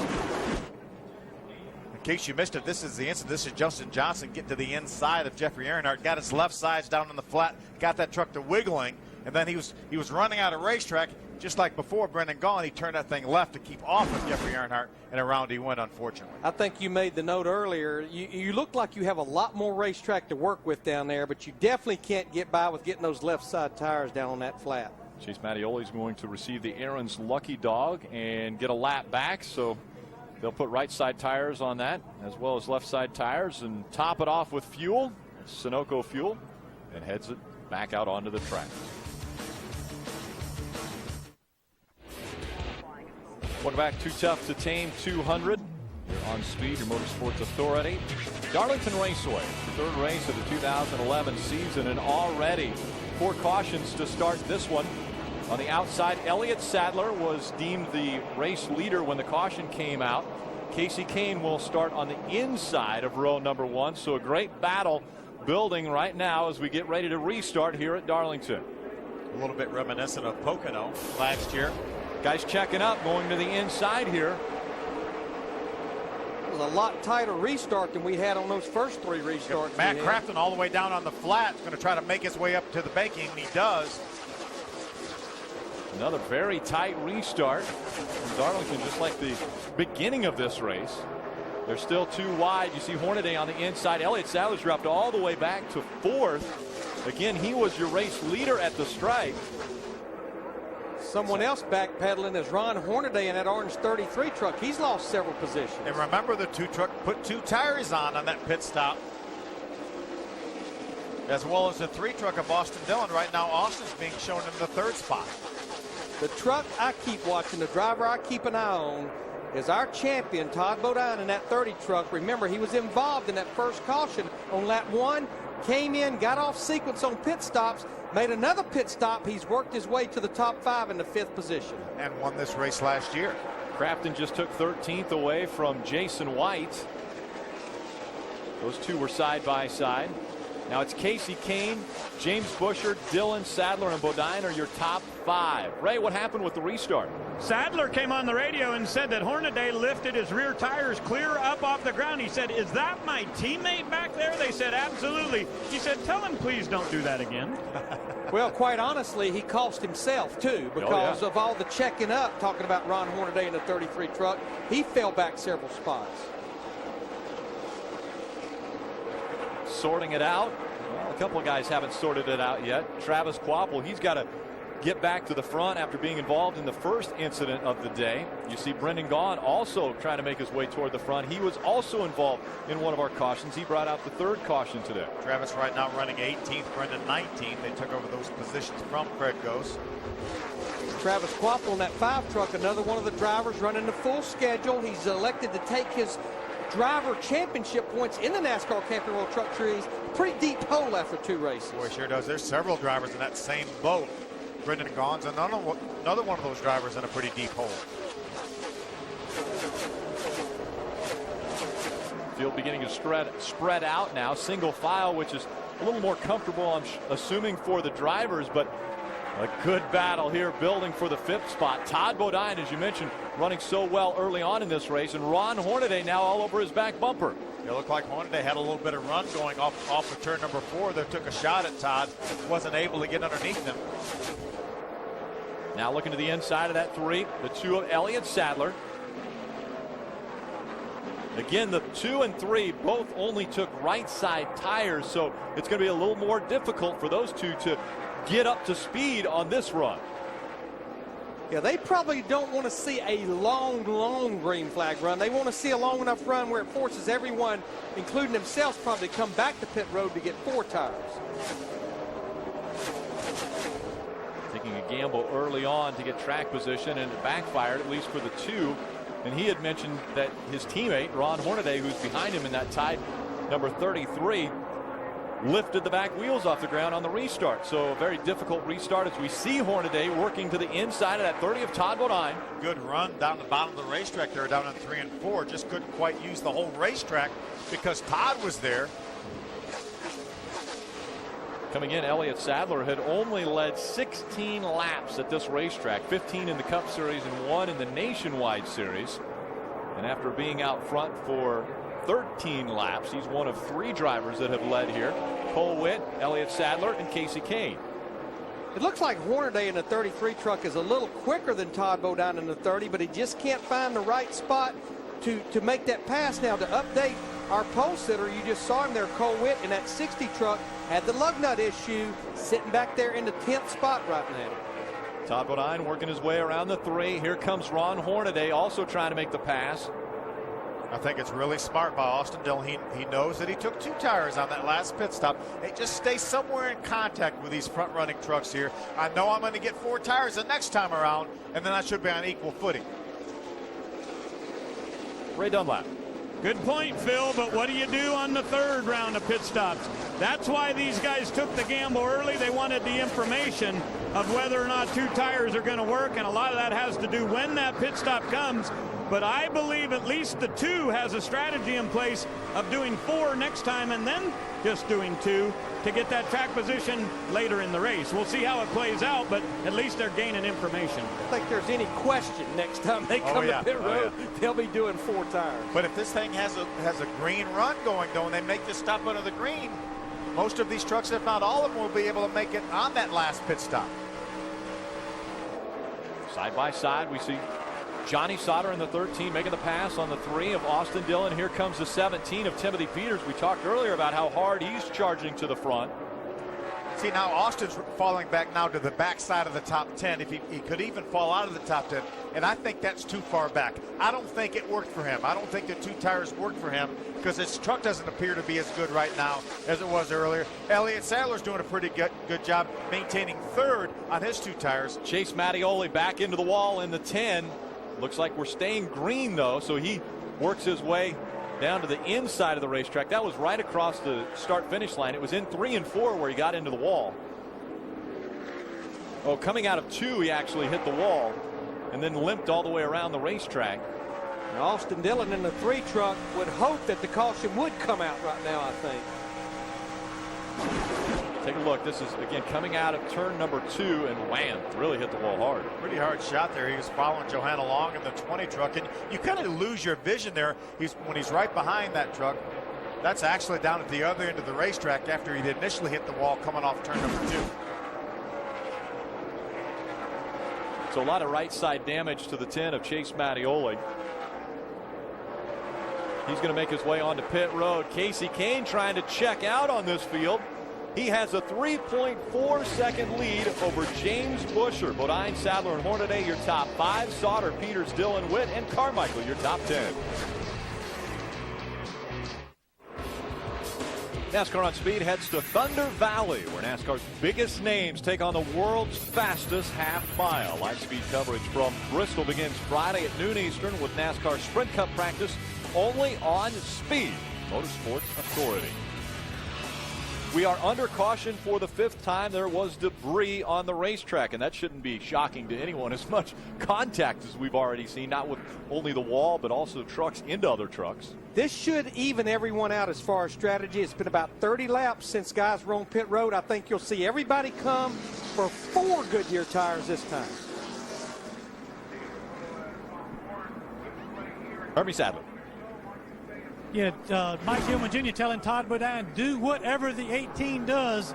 You're following him down pit road. Todd likes his truck. You've heard Larry McReynolds say he's had tires on twice. They're going to make a small air pressure adjustment. The racetrack to Todd is freeing up as the night goes on. A small air pressure adjustment. These guys are happy so far, Ray. James Busher had a little bit of a vibration in the right in that Wolfpack Reynolds Chevrolet. You see him in the middle of the screen. He's climbing 4 tires no matter what. At top of your screen, you see Casey Kane. He wanted to make a wedge adjustment. Eric Phillips, the crew chief, said, no, I don't want to mess with this thing. You are wicked fast, even after we get going after 25 laps. I like it the way it is. 18 is down. The 60 is going to be the first one off pit road. They must have made a gamble on pit stop. Casey Kane goes out second. Buescher follows.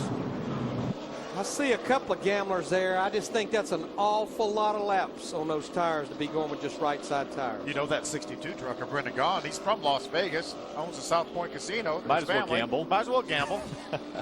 The 50 of TJ Bell made up 21 spots. Take a look coming off of pit road. Whoa, close call. TJ Bell coming, trying to turn into a stall. You know why that's he improved 21 positions, because he didn't get into a stall. It'll work every time. Yeah. So they cleaned up the debris. We'll get them lined back up and get the restart here in Darlington. Speed's coverage of the NASCAR Camping World Truck Series on Speed is brought to you by Roundup, Extended Control Weed and Grass Killer, plus Weed Preventer. By Touch of Gray, gets rid of some gray, never all. And by AT&T. Sun low in the sky here in Darlington, South Carolina. The Aaron's Lucky Dog goes to the 07 of Jamie Dick. And let's go trackside once again for Ray Dunlap. Well, I just wanted to confirm quickly that the Red Bull truck of Cole Witt did go with right side tires only. They said they really needed that track position back. He said, I love the way this truck was in clean air, so they gambled a little bit. 2 tires on the last pit stop.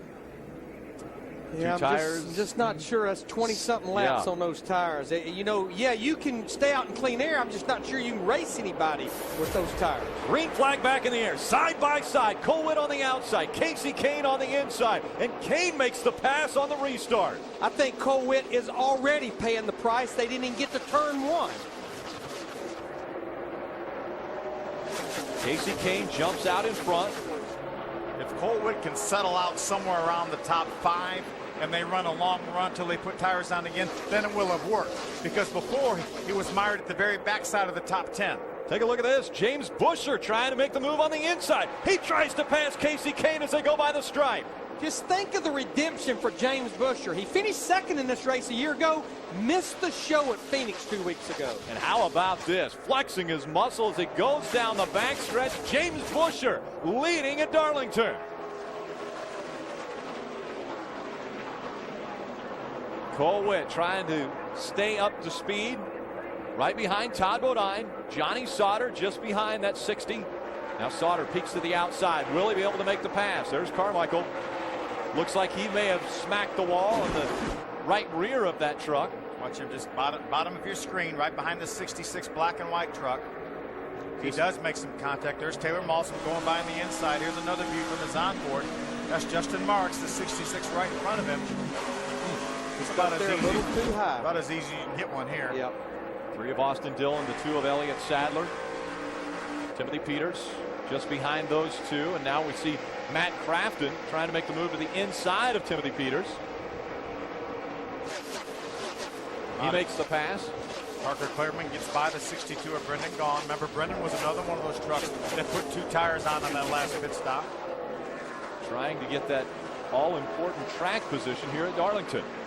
See the 5 truck of Travis Quapple right behind the 29 of Parker Clearman and the 62 of Brendan Gaughan. Looks like we got a battle for the lead shaping back up, though. Casey Kane at 18, reeling that 31 truck of James Buescher back in. I do stand corrected. James Buescher finished 7th a year ago in this race, not 2nd.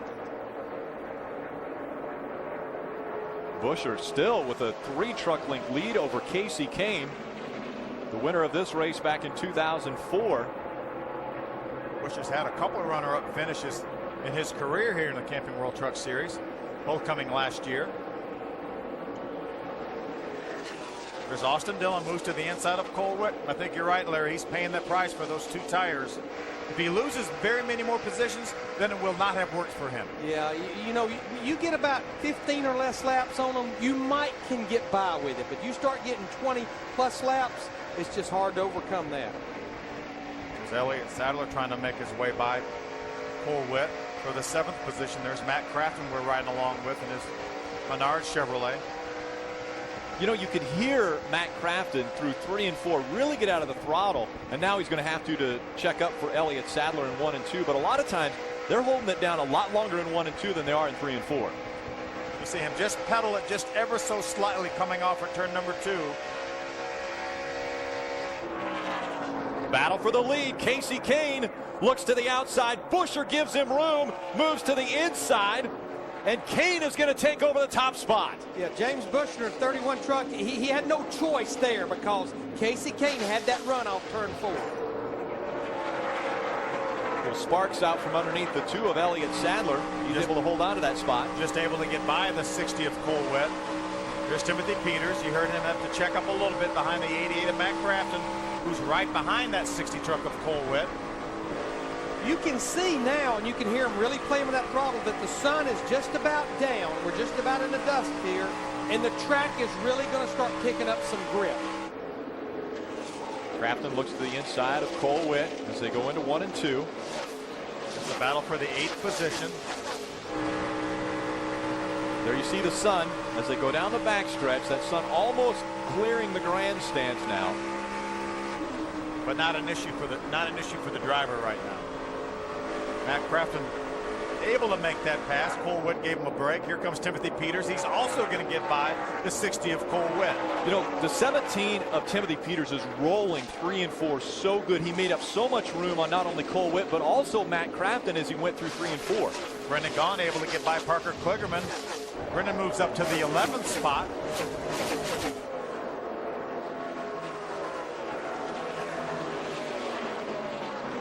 Battle about to take place here for the 2nd position. James Buescher holds it now, but here comes the 30 of Todd Bodine.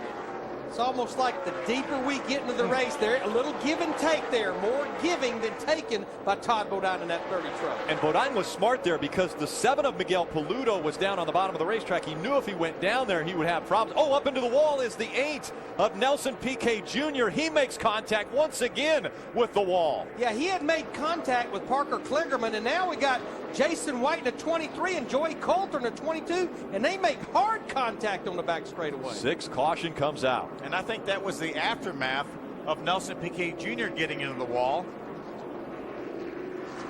He and Parker Kligerman got together, and I think it may have cut down the right front tire on that 8 truck of Nelson Piquet Jr. Yeah, they got together pretty good down in the middle of turn 1 and 2. There's that right front tire that is down on the wheel for Nelson Piquet Jr.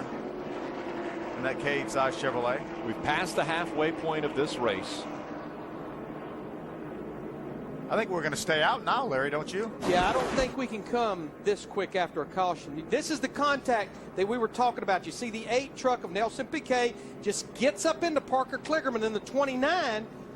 Kligerman has to roll out. And I think that tire deflated on that 8 truck. He got on the outside wall. And then when these other trucks came off the corner here, I think they took evasive moves, and somehow Jason White in the 23 got involved. Ricky Carmichael's onboard camera. There's Travis Quapple, the 5. See those 2 trucks get together, the 8 and the 29. Ricky's going to jump to the inside, follow Travis Quapple along the inside. And this is the first incident where the 8 hits the wall. Now watch behind him. Jason White already sideways coming out of 2. Joey Coulter in the 22 tried to check up. He gets sideways, and they end up hitting each other, getting together at the bottom of the racetrack. This is Nelson Piquet's onboard.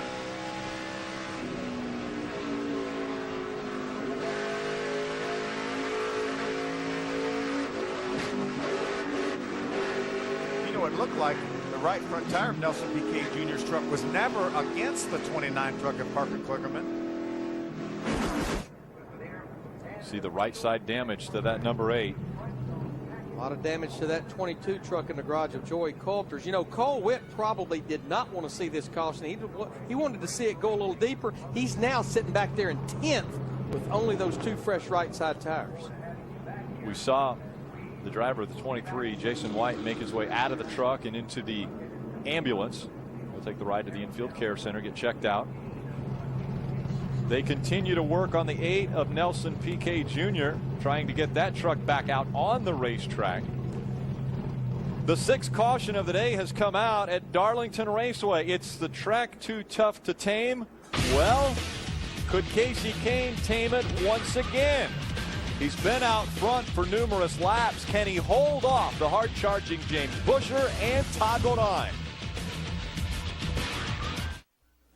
March 20th, the biggest pre-race show in NASCAR heads to the world's fastest half mile. And before Thunder Valley gets rocking and rolling, JR, Kenny, Kyle, Wendy, and Hermie give you the ultimate setup for one of the most exciting events in motorsports. NASCAR Race Day built by the Home Depot from Bristol at March 20th, 10:30 Eastern, live on Speed. We see Nelson Piquet, his guys working on the truck, but also they've got a little camera action going on there. You know, amazingly, Speed is all over the world. A lot of people, as a matter of fact, 75 different countries. Ray, I think you've got some stats. Well, yeah, it's so cool that it's all over. But here's the thing, Rick. Samantha and Kyle Busch are in Cancun on vacation this week, and they're watching the race tonight being broadcast on Speed. But guess what? It's in Spanish. And Samantha just tweeted a minute ago. She said, I should have paid a lot more attention back in school so I'd know what was going on. Hermie? Yeah, I want to catch up with Joey Coulter. Your first trip to Darlington didn't end up quite like you wanted it. Tell us what happened. Just somebody spun out in front of us, and with the sun just kind of going over the wall and stuff, it got really hard to see with all the smoke, and just got run into from behind. You know, I'm sure it wasn't, you know, nobody's fault, just a blind spot in the racetrack kind of. I hate it. You know, we had a pretty good truck. I was really just kind of starting to learn the place and have some fun, and you know, it's just unfortunate we got tore up, but we're looking forward to Martinsville. Yeah, good attitude. He's going to try to come back and get him at Martinsville. A tough day for Joey Coulter here in Darlington. Crew continues to work on that truck. The Aaron's Lucky Dog goes to David Starr, and then number 81. He'll be back on the lead lap. I think Joey's truck needs a makeover. We saw him have a makeover in the setup show, but I don't think whatever they did to their eyebrows are gonna, plucking. Yeah, that's not going to work with that truck. Yeah, he's been on spring break. He goes to UNC Charlotte. His spring break has not ended like I think he actually wanted it to. Not at all. Coming out of turn 4, green flag back in the air. Casey Kane on the outside. On the inside, it's James Buescher. Right behind Kane in the 33, Ron Hornaday, as they make their way through 1 and 2. Looked like Cole Witt was really slow on that restart. He's lost several more positions. He continues to pay the price. And I think we just paid the price. Our camera just paid the price, too, as they came out at number 2. Well, we broke a lens. Ron Hornaday now moved up into the second spot. Tabo Einraum running through. 3 wide coming off turn 4. Oh, a little they're contact. Still bouncing off each other. Trying to find that real estate on this very tight racetrack. There's Justin Marks in the 66 that was sideways. Cole Witt now has dropped back to the 14th position. Yeah, he needs a caution. He needs one bad, and more than anything, he needs 4 fresh Goodyear tires. Pilgrim also able to get by to get another position away from Cole Witt. 68 laps to go. What do they have to do to get to that window where they're done? They can stay on the track. Yeah. Probably somewhere around lap 90, I would say. Yeah, about 10 more laps, and that'll do it. So Cole Witt, one of the drivers, holding on right now. Side by side they stay as they come out of turn number 2, working their way down the backstretch. It's the 93 on the inside of Shane Sieg. Now Parker Kligerman in that 29 truck came to pit road and got 4 fresh tires under that last caution. He's making his way back towards the front too. It's amazing what those 4 fresh tires will do. You're going to see him drive by Cole Witt right now. They'll solve a lot of handling issues. Cole Witt on the high side. We see Parker Kligerman making the pass now. Oh, and Cole Witt into the wall a bit as he came out of 2. There's your Darlington stripe, Cole Witt. Dusty Davis goes by in the 15. TJ Bell gets by. The Liberty Tile Recycling Chevrolet.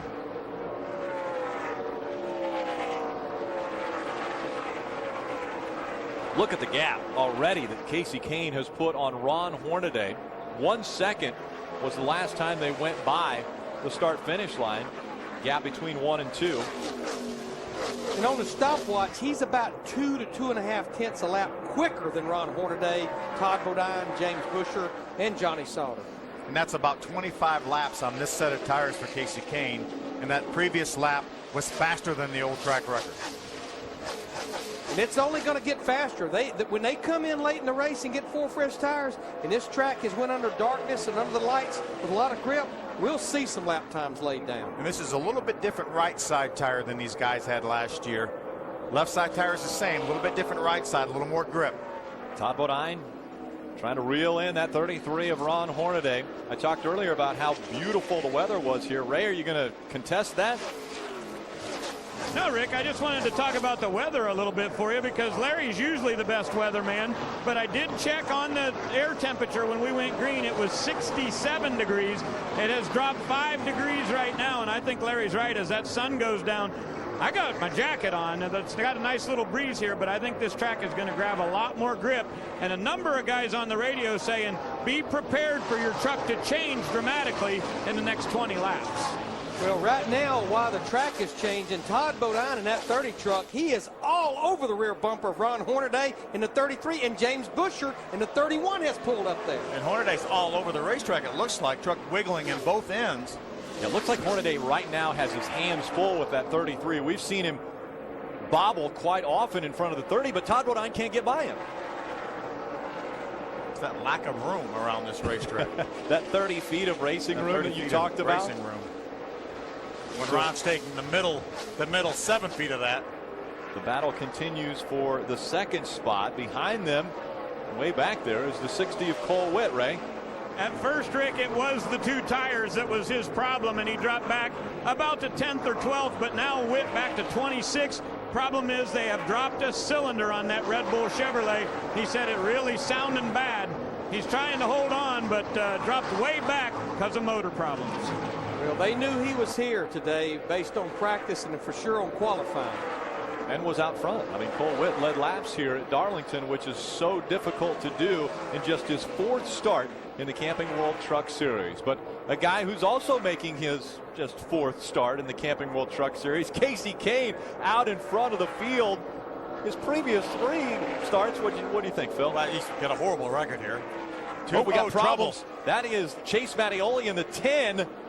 Hard contact with the wall, and we see the caution come out once again. This is the 7th caution. I think we're going to be close enough to that magic number of lap number 90. We've completed 88 laps. By the time pit road opens, we'll be at lap 90 or 91. I think they're going to come in, put their last set of tires on. Well, yeah, we're there again, 25 to 30 laps. So I think, yeah, everybody will be there for a full tank of Sunoco race fuel and 4 fresh Goodyears. Rick Wren up there talking with Eric Phillips. Again, Eric Phillips, crew chief for the 18. Casey Kane. There's Ron Hornaday's crew chief, Jeff Hensley. Ron's in the 2nd spot right now. Tough day for Chase Mattioli. And Phil, where he's sitting, that's probably that's going to have them keep pit road closed, which is going to be a good thing for the fuel mileage. It'll be another less lap you have to run once you hit pit road. Saw a bunch of sparks before that truck went into the outside wall. It makes you think that maybe he cut down a right front tire, broke something on the right front suspension. It looked like it never turned. This is earlier in this same turn here. Not only did Chase Mattioli have problems, but we had a bit of a problem of our own here. We had problems. And this was a live shot. We saw it actually happen when it happened. I think it was Ron Hornaday that did it. I think we need to send him a bill. I'm not so sure he didn't throw something out the side window of that truck. He might have. Right at us. Racing in 3D. Pit road still closed, as Larry mentioned. That truck of Chase Mattioli still sitting down on pit road. There's no question. Fuel-wise, they'll be okay. They'll be inside the window. Again, making their way around this 1 1/3. Darlington Raceway. You know, Brennan Gaughan was another one of those trucks that put 2 tires on this last pit stop along with Cole Witt. Ray reported that Cole Witt lost a cylinder now. That's why he's fallen so far back. But Brennan has maintained a top 10 position with those 2 tires. Yeah, sitting there in the 10th spot. Yeah, so it worked for him.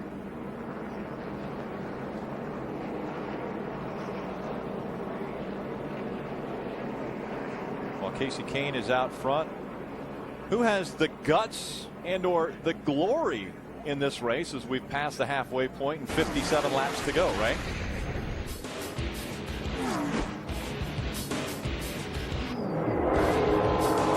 '77 problems in practice. Right when the track opened for the first practice session. And here's the very first lap of the race, turn number 1. Gets involved in there. There you see a bottom of your screen going out to the right, the 77. Justin Lofton. And coming on to pit road. Norm Benning coming off pit road at the same time. They make contact. And how about right now, even though the truck doesn't look better for wear, running 13th? Yeah, just that's staying with it. That's Ram tough. Guts and glory. Definitely guts and glory. And Casey Kane out front. Again, with just 57 laps, we're expecting to see the field make their way onto pit road. They're still getting the 10 of Chase Mattioli off of pit road, so clearing that before they open up pit road and make it available to the teams. I would think next time by it will be open. We will have completed 92 laps when they come in. That would leave 55 to go if we don't have a green, white checker finish. If with a capital I and a capital F. We had one last year. Yeah. We have double file restarts, and at Darlington, when you talk about only 30 feet of racing surface, really, it gets a little bit tight. We certainly couldn't get through turn 1 on the first lap at the start of the race. Well, they have opened pit road, and so this time by they'll have the opportunity to make their way onto pit road. The field's still working their way down the backstretch, and as you mentioned, Larry, really a benefit for everyone because they will all now be in their window. They don't have to stop once again for fuel. And with this many laps to go, I never say never, but I could not imagine anybody will roll the dice this time and try just 2 right side tires. This is where you want 4 tires. Make sure you get that truck full of Sunoco race fuel and you'll be good to go. You know, maybe we get a caution with 20 laps to go. Everyone's good to go from here. We get a caution with 20 laps to go, especially some of those trucks that aren't necessarily right up in the top 5. Make them in, roll the dice, put those extra right side tires on and see what happens. Casey Kane making his way off the racetrack and on to pit road. Hermie Sadler. Well, Ron Hornaday Jr. and Todd Bodine have been battling it out on the racetrack. They will now battle it out on pit road. Ron Hornaday coming in for an air pressure adjustment. Last stop, they added a half-pound air to the right rear, made him too loose. They're taking that adjustment back out. Todd Bodine likes his truck. Track position is his issue. 4 tires, no changes. Sunoco fuel for Todd Bodine. Ray? The truck couldn't get much better for Casey Kane. This particular chassis has 4 previous victories. They're going to go with 4 tires, no question about it. But I think somebody is going to gamble. I think it'll be Elliott Sadler in the 2. I think they're going 2 tires only. He got blocked in a little bit, but Elliott will be away, no question about it. The 4-tire stop continues for Casey Kane. He's going to get ahead of Ron Hornaday, so they'll keep their same track position. Looks like the 30 may have lost a spot. Actually lost 3 spots, Ray, all the way back to the 6th position. So the field making their way off of pit road, and what an amazing crowd here in Darlington, South Carolina. And we're expecting amazing finishes when we come back. Welcome back tonight on Speed Supercross, live from Indy. How about Bubba Stewart after his Daytona crash trying to rebound? Ryan Dungey looking for his first win of 2011, but he'll have to get by Villapoto, who's looking for his 3rd win in a row. And then Speed Center wraps it all up with Adam Alexander.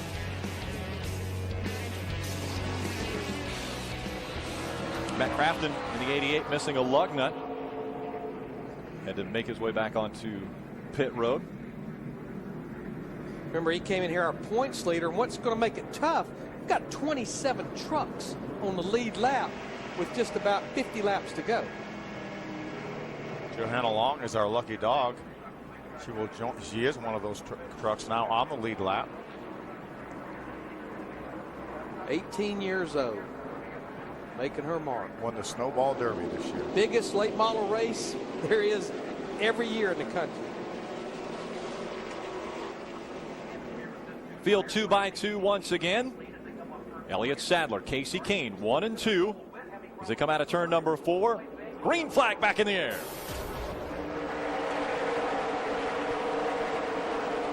Elliott Sadler on the outside. Can he hold off Kane through 1 and 2?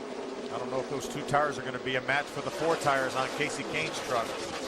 Yeah, he'll be lucky if he can hang on to 2nd, especially with his teammate Ron Hornaday in that 33 truck back there. Long way to go with just 2 fresh right side tires. James Busher on the inside of Austin Dillon. You can see right there, Hornaday was just able to drive that thing down into turn 3 and 4. Ricky Carmichael into the wall coming out of turn 4. The field spreading. We've got a problem behind him, too. It looks like 2 trucks maybe slapped Johanna along. Long. And hard to hit by Johanna Long as they crossed the stripe. Also involved was the 8 of Nelson Piquet Jr.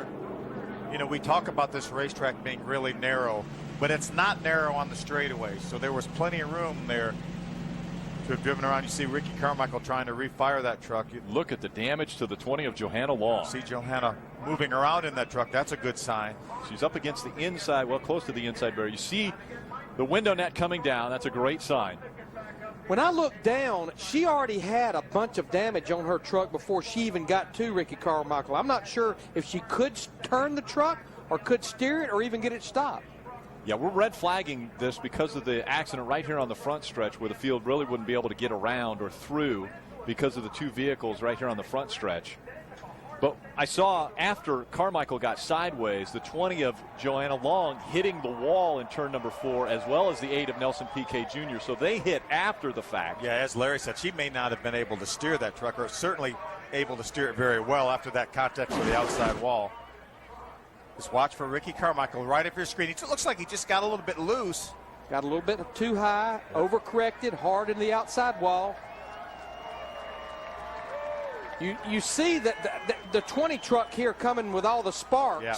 And you can see how much damage she already had to the right front of that truck. And she was trying to drive to the inside of that truck, and I'm not sure that truck would steer very well. It was Nelson Piquet Jr. that hit the wall, and then Johanna Long looked like she cut the right front tire on Nelson Piquet Jr.'s truck. Taylor Malsom does an incredible job avoiding Ricky Carmichael.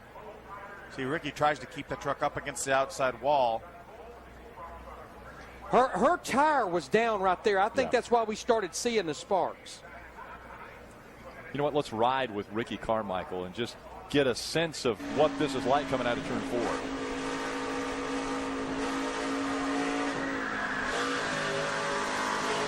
You heard the tires start squealing there when he lost control of the back of that truck. Now he's going to have hard contact here. Oh.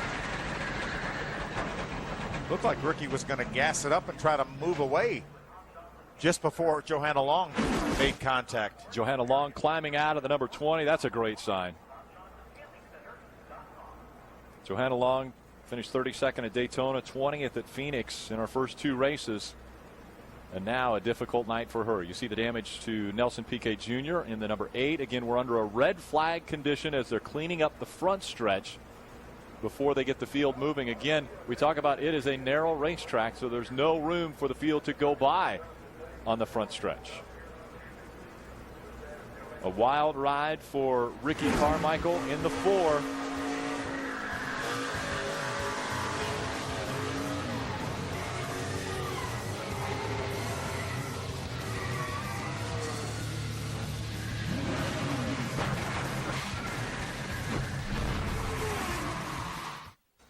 Speed Inside Deals is your one-stop shop for exclusive ticket offers for Speed viewers. Purchase 2 tickets to Bristol Motor Speedway at Speed Inside Deals and receive a track walk with Rutledge Wood on race day.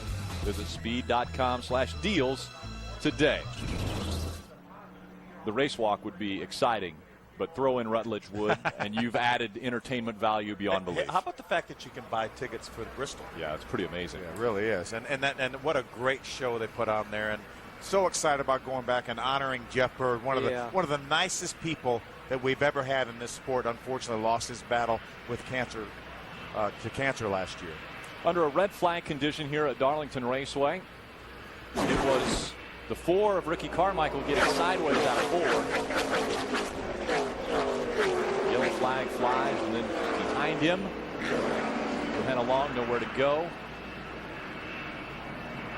And Kim Lopez is our flag woman.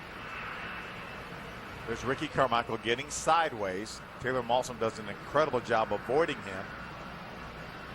And then Nelson Piquet Jr. cut a tire down and made hard contact with the outside wall. And I think the truck throwing the sparks, that's Johanna Long. I think what had happened, she had got into the left side of Nelson Piquet Jr.'s truck, probably cut her right front down. That's the reason we started seeing those sparks. Quite honestly, by the time she got to Carmichael, I don't think she could probably turn the truck. Not at that speed. Riding along with Ricky now.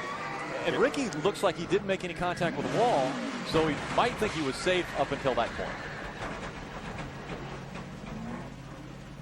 Now let's go down to Ray Dunlap. You know, Rick, back in the day here at Darlington, you'd give about $1 million for a set of sticker tires, and check this out. Brand new tires sitting down here in the pits for the 17 team. They've got 4 of them. Now, most everybody else is already out of tires, so it was a strategy move that worked out. And Butch Hilton, the crew chief here, want to ask you, Butch, I know you kind of planned this out today. In the old days at Darlington, this would have been a godsend. Why did you do it this way? Well, we haven't been very good all night. We've been pretty loose, and our gear wrench Toyota needs to get tightened up. So we've been trying to work on the truck, and the way it ended up, we ended up with these 4 tires. So we'll take a shot at the end with them and see what happens. I think if we can get another 10 or 15, 20 laps under our belt, then come get them, they'll make a difference. So hopefully they will. How late would you be willing to pit, and can it be a benefit? I think with about 20 to go would be the max, and then if not, we'll just ride it out. We got enough fuel to make it to the end, so we'll see what happens. All right, so interesting strategy down here. I think this is the only team on my end that I've been able to find that's got a full set of sticker tires ready to go, guys.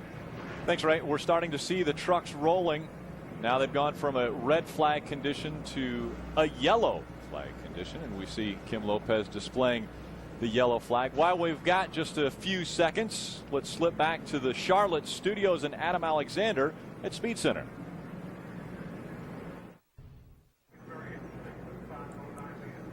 Welcome back. Too Tough to Tame 200, back under a yellow flag condition. Let's go down to Hermie Sadler with one of the guys involved. Yeah, Ricky Carmichael just stepping out of the infield care center. First of all, what happened from your perspective, and are you all right? Yeah, I'm all right. Just, you know, we were fast, race trim all day long, and coming from behind, we qualified horrible. So you put yourself in a hole right then and there, and it never got any better from that point on. And you know, we catch up, then we lose position on the pit road, and catch up, and just trying hard, man. I want to make this happen, and this year I finally feel comfortable where I know what I'm doing.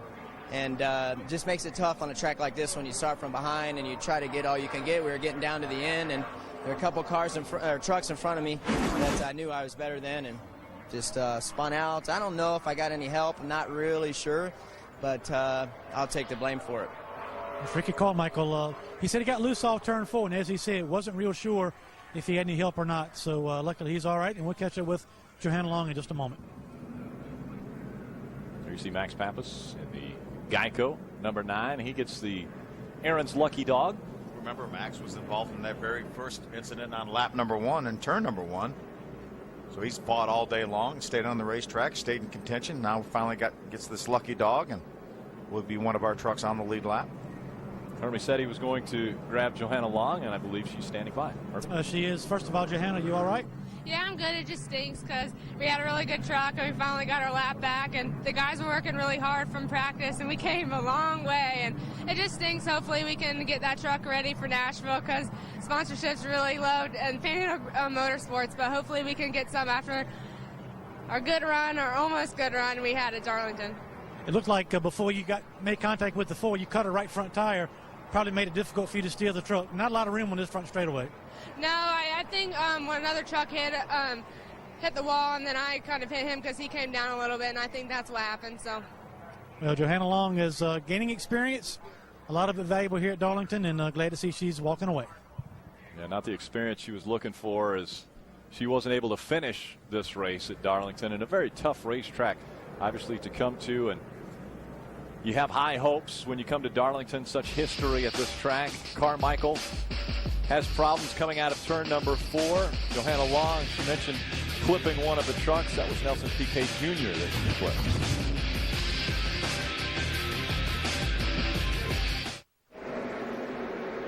Green flag just coming out as the field working their way through 1 and 2, already up into the wall.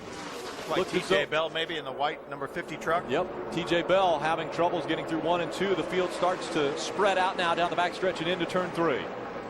Top O'Dine able to get by Elliott Sadler to take over the 3rd spot.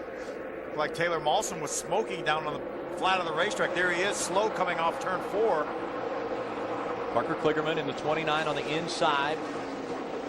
He's one of the trucks that did not pit that last time that everyone was on pit road. He had been on pit road about 10 laps prior to that in that 29 truck. Most of the field making the way onto pit road at lap 92. Good battle for the 10th spot right there. Brendan Gaughan trying to take 10th away from Travis Quapple. He's able to do it. Again, out front, Casey Kane, Ron Hornaday, Todd Bodine, Elliott Sadler's dropped back to 4th. Timothy Peters is 5th. Dillon, Kligerman, Sauter, Buscher, and Gaughan are your top 10. See Taylor Malson making his way onto pit road now. I think with 43 laps to go, Casey Kane in that 18 truck, he's going to run just as hard as he needs to right now. We had seen Casey Kane put 3+ seconds between himself and second. Now a side-by-side battle. Matt Crafton trying to make the pass. Remember, Matt had a lug nut left off, had to come back down pit road. Now he's trying to fight back from that penalty to the inside of Jeffrey Earnhardt. Earnhardt up high in that number 1. Now you're seeing the 81 of David Starr trying to get by Jeffrey Earnhardt. Jeffrey Earnhardt has had a solid night in that one truck. A backup truck. The first lap he made in that truck was when they dropped the green flag. Currently 19th is Jeffrey Earnhardt. Parker Kligerman with a pretty good run right now, as you mentioned, did come onto pit road. Currently 7th. Joey Coulter trying to make his way back on the racetrack in the 22 RCR Chevrolet. Top 3 coming out of turn 4. That's Kane, Hornaday, and Bodine. Here's a good battle. Kligerman trying to hold off Johnny Sauter. Sauter to the inside in the 13. Here comes James Buscher once again in that 31. James Buscher pretty much the last bullet in the gun of Turner Motorsports because of Brad Sweet and Ricky Carmichael in the garage area after crashes earlier. There's Brendan Gaughan pulls to the rear tailgate of the 29 truck of Parker Kligerman. Brendan right now being shown in the 10th spot. Nice run through the center of the corner. Great to see Brendan having a good run, running up in the top 10 and looking for more. That's what Brendan Gaughan came to the Truck Series for. He wants to be in competitive equipment and run and be competitive for wins every racetrack he goes to. Yeah, Brendan was actually our 3rd caution back on lap 24. Casey Kane now opening up a little bit of daylight. There's Cole Witt. Now remember, we talked about him having motor issues. They may have been able to fix that Red Bull Chevrolet because it looks like he's up to full speed now. When I look at the scoring monitor right now, there's no question. If he did have something going sour on that engine, they have rectified that problem because he's fighting his way back toward the top 10. Cole Witt currently scored 11th, 8.3 seconds behind race leader Casey Kane. Boy, what a tough night it's been for the 77. A tough day it's been for Justin Lofton. And he's running in the 12th spot. He's persevered, guts and glory, and running in the top 12. That's right. He's got, looks like some of the, looks like maybe tape. Yeah, tape on the right like side. That. Yeah, our producer told me in my ear that there's something flapping on that 77 truck. There's a lot of stuff flapping on that 77 truck. Hornaday and Bodine here has opened up a pretty good edge over these two guys fighting for second. Casey's got about an 0.8 of a second lead on these two trucks. Bodine had a good run coming out of turn number 4. Gets all the way to the back bumper of that 33 of Hornaday, but still unable to make the pass. Yeah, he's faster than Hornaday in the 33 truck right now. I don't think he can quite figure out where can I get by him at. Ron Hornaday in the 33 is just fast enough that you just can't find that right place. It's one thing to be faster than somebody on this racetrack, but it's another thing to be fast enough to pass them. It looks like Todd has a good run coming off turn number 4 this time, but still not able to pull down to the inside to get up abreast of the 33 of Hornaday. The last 2 winners at this racetrack are running 1st and 3rd. Casey Kane won in 2004. Todd Bodine won in 2010. Hornaday finished 3rd in this race last year to Todd Bodine. Timothy Peters finished 2nd in that race. Timothy right now is being shown in the 5th position. This is a battle for 7th right here with Johnny Sauter in the 13 truck, James Buscher in the 31. Ray Dunlap. Hey guys, I just ran down to the 60 pits to see if I could get an update on what the situation was Cole Witt. I asked his crew chief Marcus Richmond, did you guys have a plug wire coming off? He said no, it had nothing to do with the engine. The throttle stop had actually broken and it made it so Cole couldn't put the pedal all the way down to the floor. They came in on that last round of pit stops, someone climbed into the window and they fixed it. He said now he's back at full song and heading forward. Throttle stop? Why would you ever want a throttle stop? You'd want that baby to go all the way to the floor. Well, trust me, the stop was set where it was wide open. You don't want to go past that throttle stop, but right now he has made his way back into the top 10, but he's 9.5 seconds behind leader Casey Kane in the 18. He's going to need a caution if he thinks he can catch up with Casey Kane. Casey Kane has been dominant. We've had 4 different drivers out in front, 8 lead changes with just 32 laps of racing. It's Casey Kane in front of the field.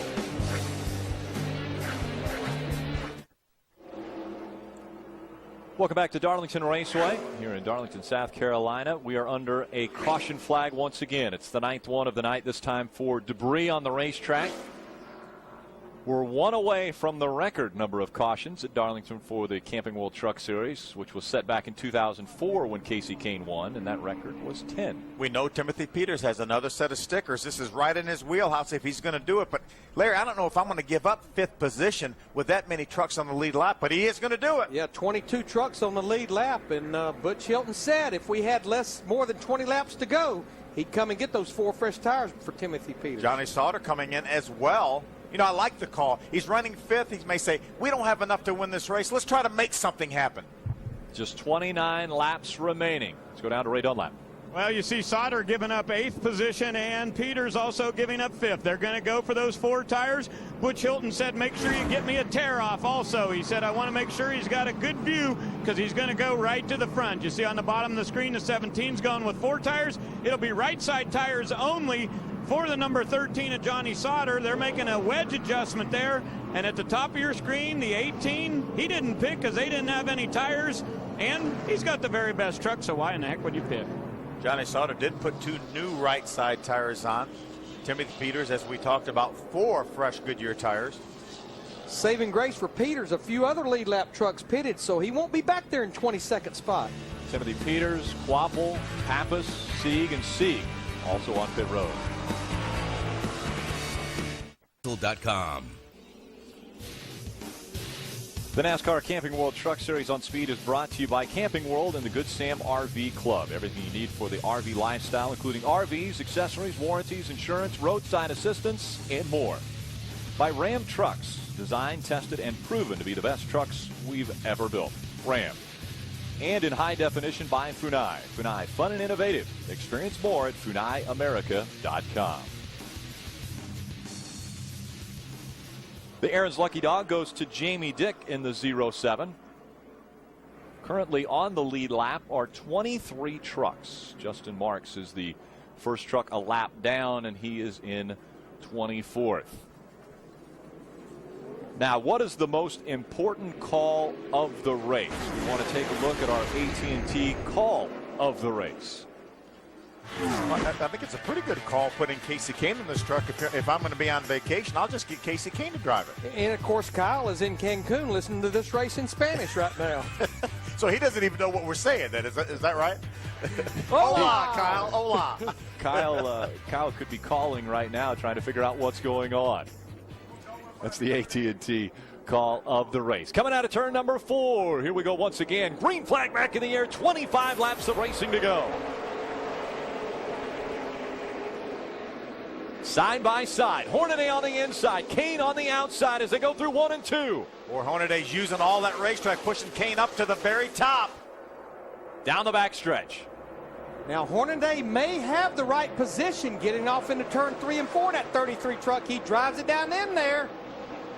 Here comes Kane in the 18 on the high side. Here comes Todd Bodine in the 30 truck. Is Hornaday going to give him room? He's going to have to give him room. Across the stripe, Bodine moves up to second. Hornaday all the way back to third after battling for the lead on the restart. There's Timothy Peters trying to make his way back up front with those 4 fresh tires. Does he have enough time? 24 laps of racing to go and a lot of traffic to get by. Yeah, Peters restarted back in the 18th position. Johnny Sauter in the 13 in the 16th. There you see Sauter at the back of that pack trying to move up on Parker Kligerman in the 29. How about Matt Crafton in this yellow 88 truck? Remember, had that lug nut issue back on that caution where they pitted lap 92. He's worked his way back into the top 10. And about 30 laps, too, with caution laps included. Craig Ghost just behind Matt Crafton. Ghost running in the 9th position. What a nice run for Craig Ghost. Had a top 10 in his debut last year at Talladega in the Truck Series. Running full-time this year. Eddie Sharp Racing making the move over here into the Camping World Truck Series. Craig really had to search today to try to find this racetrack. I mean, it was a struggle most of those 2 practice sessions. It looks like he is honing in on that search. He's figuring it out. He's figuring out the lady in black. Started back in the 27th position. Here comes Bodine challenging for the lead. Casey Kane just in front of that 30. Bodine so strong the latter part of this race. Casey Kane trying to hold him off. 21 laps of racing to go. We've seen Kane put 3 seconds on the second place truck, but now Todd Bodine has moved up into striking distance. On the right side of the screen you see Austin Dillon and Matt Crafton. Crafton moved to the inside to take that spot. It's a battle for the 7th spot. Matt Crafton making his way back up towards the top 5. It's like Todd Bodine in the 30 truck gets down into the center better than Casey Kane in the 18. It's like Casey gets off the corner better, and that speed carries down that straightaway. Now, Todd got a great run that time off turn 2, though. A lot of momentum up off of turn number 2. And look at how much gap he has closed now, looking to the inside of that 18 for the lead. Remember, in addition to winning here last year in the truck, Todd has won a nationwide race here a few years ago. Again, these 2 are the last 2 to win in the Truck Series at this racetrack. Both those trucks within a half a tenth of a second of the old track record. That last lap. On lap 128. So Kane in front of Todd Bodine. That's 1 and 2. Hornaday's 3rd. James Buscher's 4th. Cole Witt running in the 5th position. He had won the pole earlier today. Elliott Sadler runs 6th. Crafton, Dillon, Sauter, and Peters are your top 10. What a great comeback by Cole Witt. He was back in the 26th position when he had that throttle stop situation and all the way back up into the top 5. And going after James Buscher right now for 4th. Yeah, you got to give a call to him for what he's done on the racetrack, but Marcus Richmond and that crew for making the repairs as they did. And Larry, you mentioned earlier where Timothy Peters restarted after putting those 4 fresh tires on. Well, now he's into that top 10. So Timothy Peters moving towards the front. Will the tires last long enough for him to catch up and get into the top 5? What Timothy needs right now is a caution to bunch his field up. Remember, Johnny Sauter stopped. He's right in front of Timothy Peters. He put 2 right side tires on.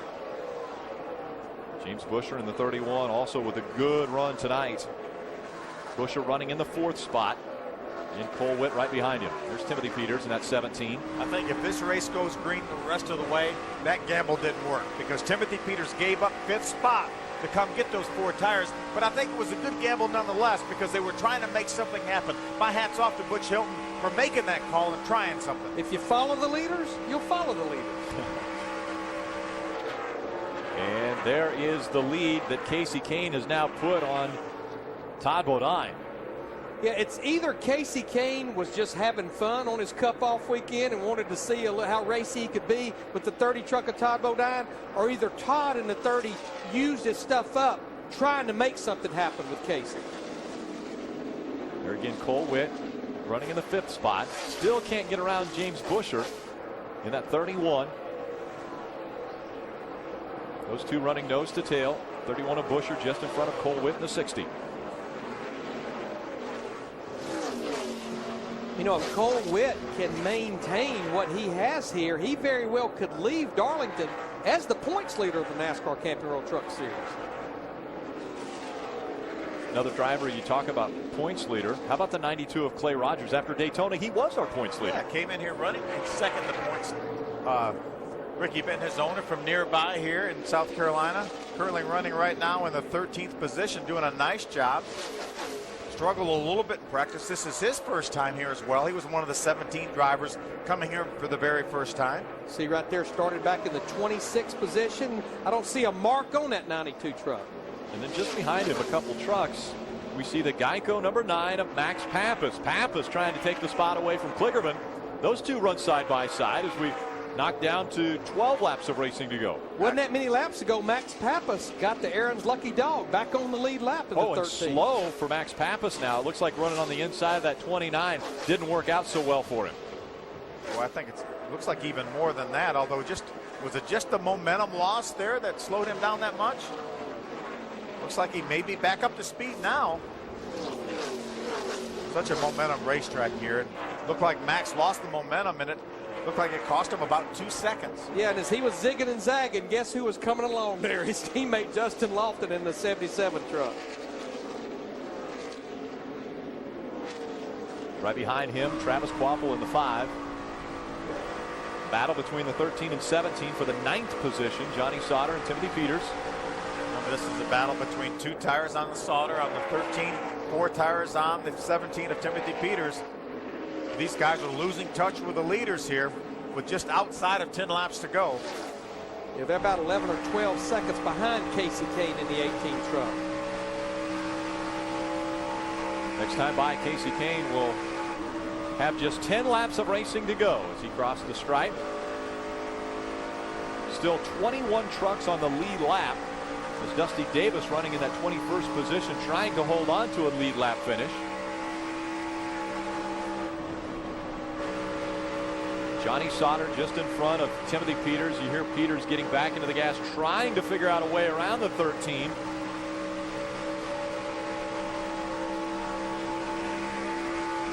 Just about a lap ago, Matt Crafton in the 88 truck got by Elliott Sadler in the 2. That moves Matt Crafton up to the 6th position. It's a nice comeback after his pit road penalty. Not that many laps ago. That's right. Under 9 laps of racing to go, it's Casey Kane, Todd Bodine, Ron Hornaday, James Buescher, and Cole Witt, your top 5. Crafton, Sadler, Dillon, Sauter, and Peters, your top 10. Hermie Sadler.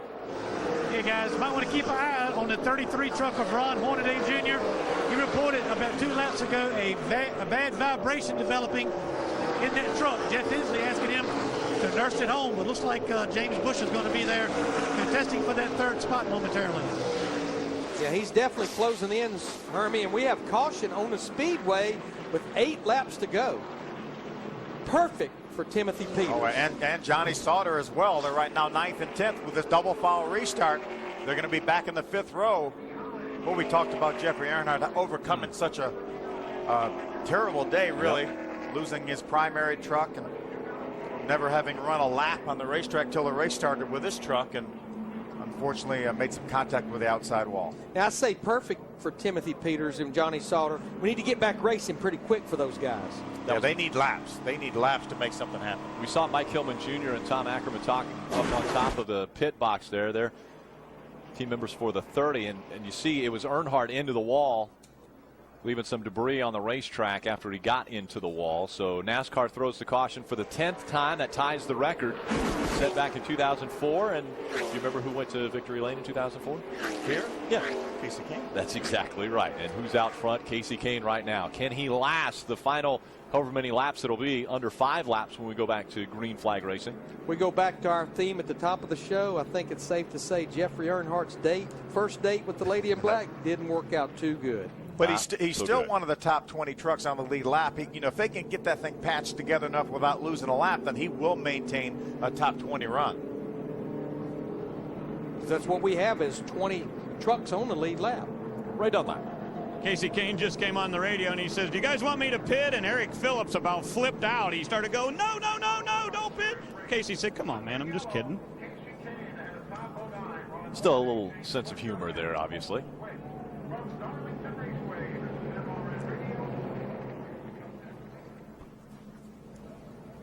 Let's go trackside to Hermie Sadler. Mike Hillman Jr., crew chief for Todd Bodine. You guys obviously staying on the racetrack. Another crazy restart coming up. You got anything for that 18? That's our last chance right here. He's got a little vibration. We overcome a little adversity. That first lap wreck, we had to go to the back. But our Germain.com Tundra is really good tonight, and these guys have worked really hard on it. And I just got to thank everybody at the shop because we've had a bad couple of weeks, the first couple of weeks here, and they've been working really hard to get everything put back together. We'll see if we got anything for the 18 here on this last restart. We'll see what happens here. Another restart coming up. Todd Bodine, good run so far, Rick. Thanks, Hermie. We've got a possibility. Maybe we can talk with Todd Bodine. Let's see if we can talk to him. Hey, Toddley, Phil Parsons up on the speed booth. You got me? I got you, Philzy. We just talked to Junior. He said this is your shot here. What are you going to have for this 18 truck on this restart? Well, that's about the only shot we got. truck's really pushing up behind these guys, and the right front tire is really bouncing right now. I mean, it's vibrating really bad. So, yeah, the only shot we got is on this restart. It's going to be interesting to see what lane he takes, which one he thinks he's going to get through one faster. But we've had a great run tonight. You know, we had gotten that little thing on the start of the race and had to go start in the back, and truck's been awesome. And Junior's made some good calls on the adjustments. As normal, great pit stops from Germain Racing, and we'll see what we got for him, man. Main thing is we got to get the checkered flag, though. Yeah, 10-4. Obviously, I think Casey has been taking the outside each and every time. So can you beat him down in turn number 1? Can you time that restart where you're even with him getting down there? Well, that's the whole trick. You know, hopefully I can. You know, it's really, especially on these old tires, it's really easy to spin the tires, and that's where the difference comes in. If you don't spin them and he does, then you know, he's liable to beat him down there. So hopefully I don't make any mistakes, which I've been known to do before. But we got a great Tundra. We had a great night so far, so it's all good. If you want to jump early, we won't tell anybody. Yeah, only about 40,000 sitting in the grandstands and a couple million watching at home, that's all. I don't think those are the people you have to worry about. It's the folks in this next booth to ours are what you have to worry about. Yeah, they frown on that just a little, don't they? I don't think they'll let you get away with it. So. All right, buddy. Appreciate it and good luck. Thanks, Phil. So we're under 5 laps remaining. And again, after us, we've got live Supercross coming up. Can Villapoto go 3 in a row? You'll have to stick around. Want to try to talk to Casey? Let's try to talk to the leader. Let's see if we can do that now. Hey, Casey Kane. Phil Parsons up in the speed booth. Do you have a copy? I got you, Phil. Man, that thing has looked awfully good tonight. You're gonna pick the outside again on this restart? Yeah, it just seems like that helps a little bit at 1 and 2 down the backstretch. Yeah, this Toyota has been really good. Let's see what happens. Try to get through the gears good here and see what happens. All right, man. You know, the last time out, you didn't get a win here. The first 2 times you won in the Truck Series. Last time you finished second. You got to get back to the winning ways, huh? Yeah, we're definitely going to try. The team's done a really good job. Kyle Busch Motorsports, these guys do a great job. And it's just fun to drive their truck. Just try to finish it up here. Well, Kyle's watching from Cancun, and he's listening to it in Spanish. So if you know any Spanish, say something to Kyle. I wish I did. I forgot about Spanish 2 years ago. All right, buddy. Appreciate it. Great job. Better here in a minute. He may learn some Spanish here in just a moment. It'll be 3 laps of racing to go when they come back to the stripe. Casey Kane talking about choosing the outside line. So Todd Bodine will take the inside line. They're 1 and 2. Behind him, Hornaday, Buscher, Cole Witt, Matt Crafton, Austin Dillon, Elliott Sadler, Johnny Sauter, and Timothy Peters. With the freshest tires, he will restart in the 10th spot. I think back to that last restart. Ron Hornaday in the 33 truck was on the inside. He made it work through 1 and 2. He just couldn't make it work in 3 and 4. Couldn't take the lead and actually lost the 2nd spot to Todd Bodine. Todd Bodine was able to make the pass on the outside. And Kane has led 92 laps. He led 95 laps here in 2004.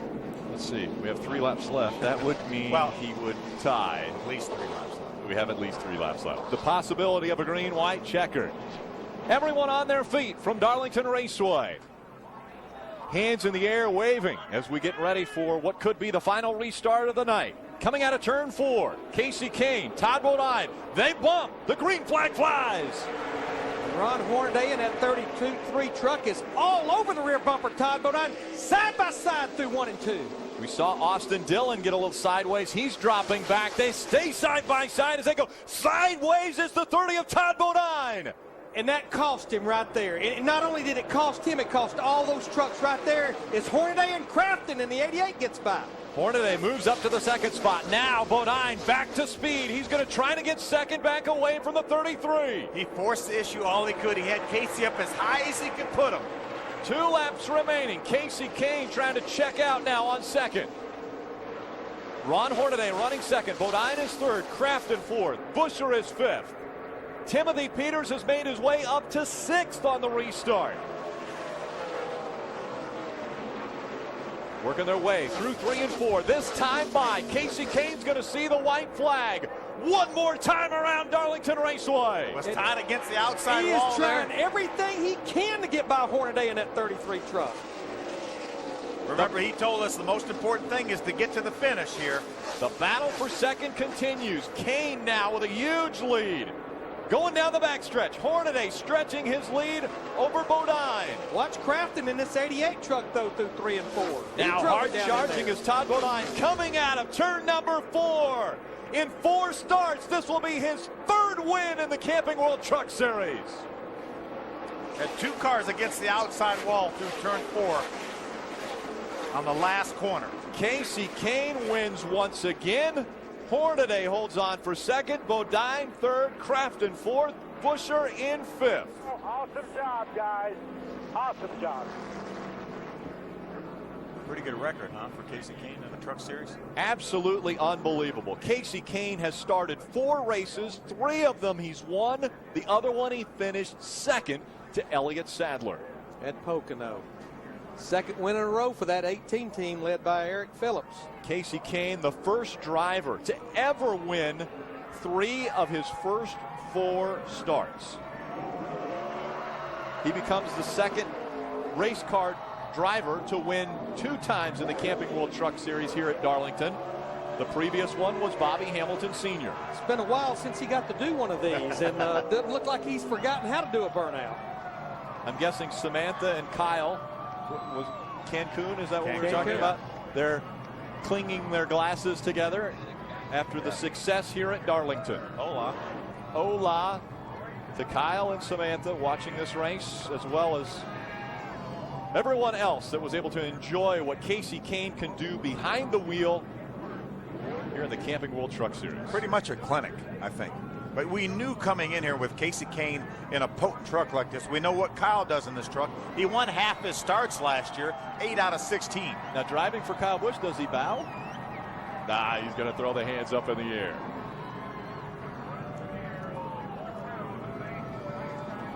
There's a little bit of everything. He has his Red Bull helmet on and his Great Clips uniform from his nationwide runs for Turner Motorsports. In the Toyota truck. Let's go down to Hermie. Todd Bodine finished 3rd. What a heck of a race between you and Hornaday there at the end. Yeah, I knew Casey was going to be tough, and we both spun the heck out of the tires. And I got mine hooked up first and beat him into 1, but didn't quite clear him enough to make it work. And these trucks are so aero dependent. When he was off my right rear quarter pound, I mean, it was, I don't know how I didn't wreck. I got lucky. You know, and Ron being right there, he took advantage. He did what a veteran would do, hang back that little bit, get that run to get underneath us.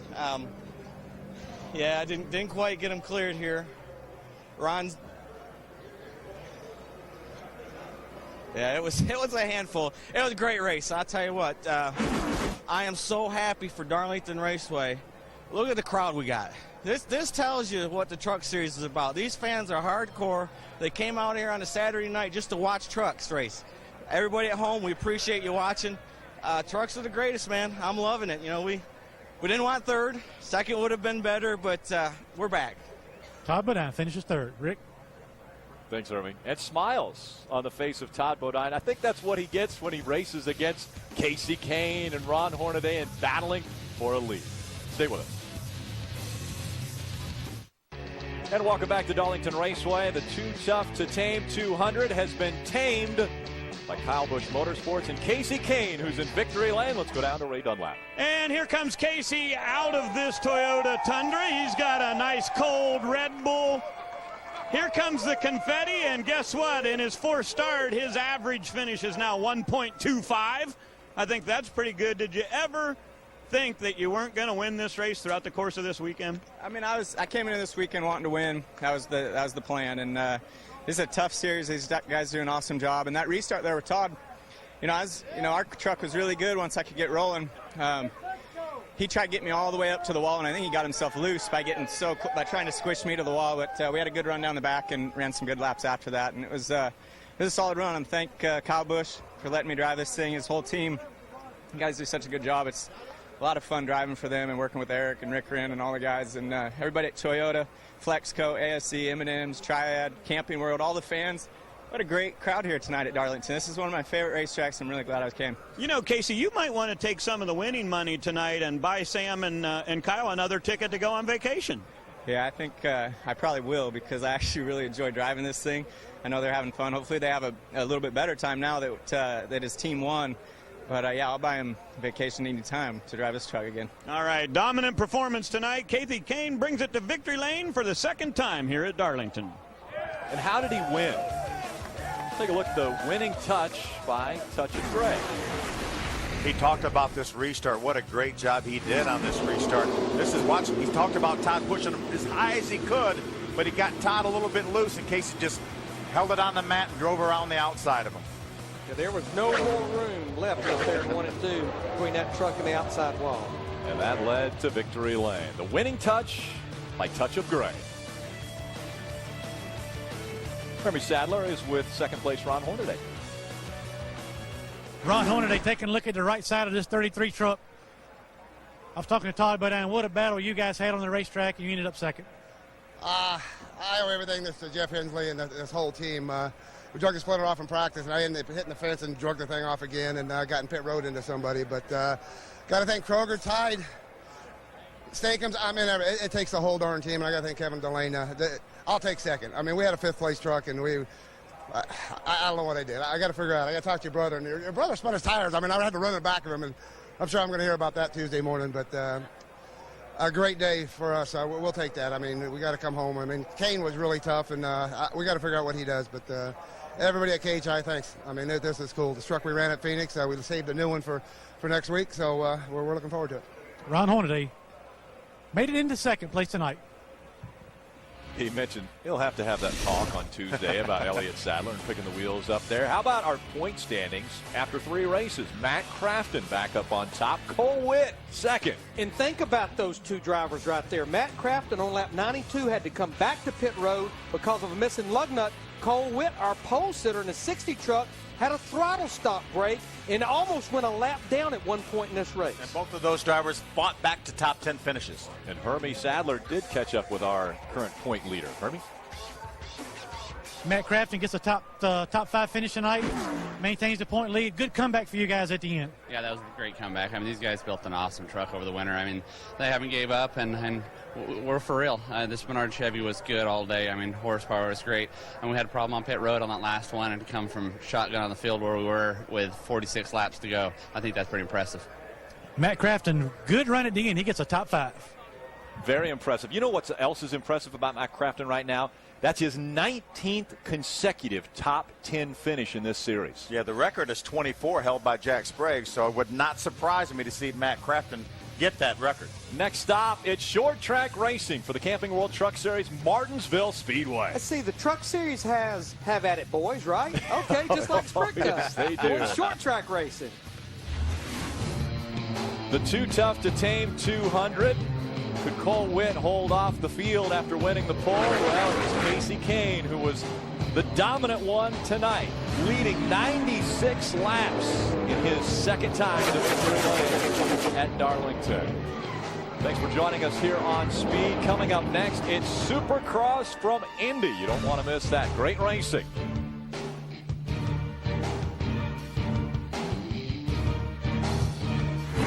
In 3 weeks, the Camping World Truck Series hits the short track as it visits the shortest track on the circuit, Martinsville Speedway. Last October, after 16 attempts, Ron Hornaday got his first win in Martinsville and took home the grandfather clock. Could he do it again? Tune in to find out. Chris Devoda hosts the setup starting at 1:30 p.m. Eastern, followed by flag-to-flag coverage, only on Speed.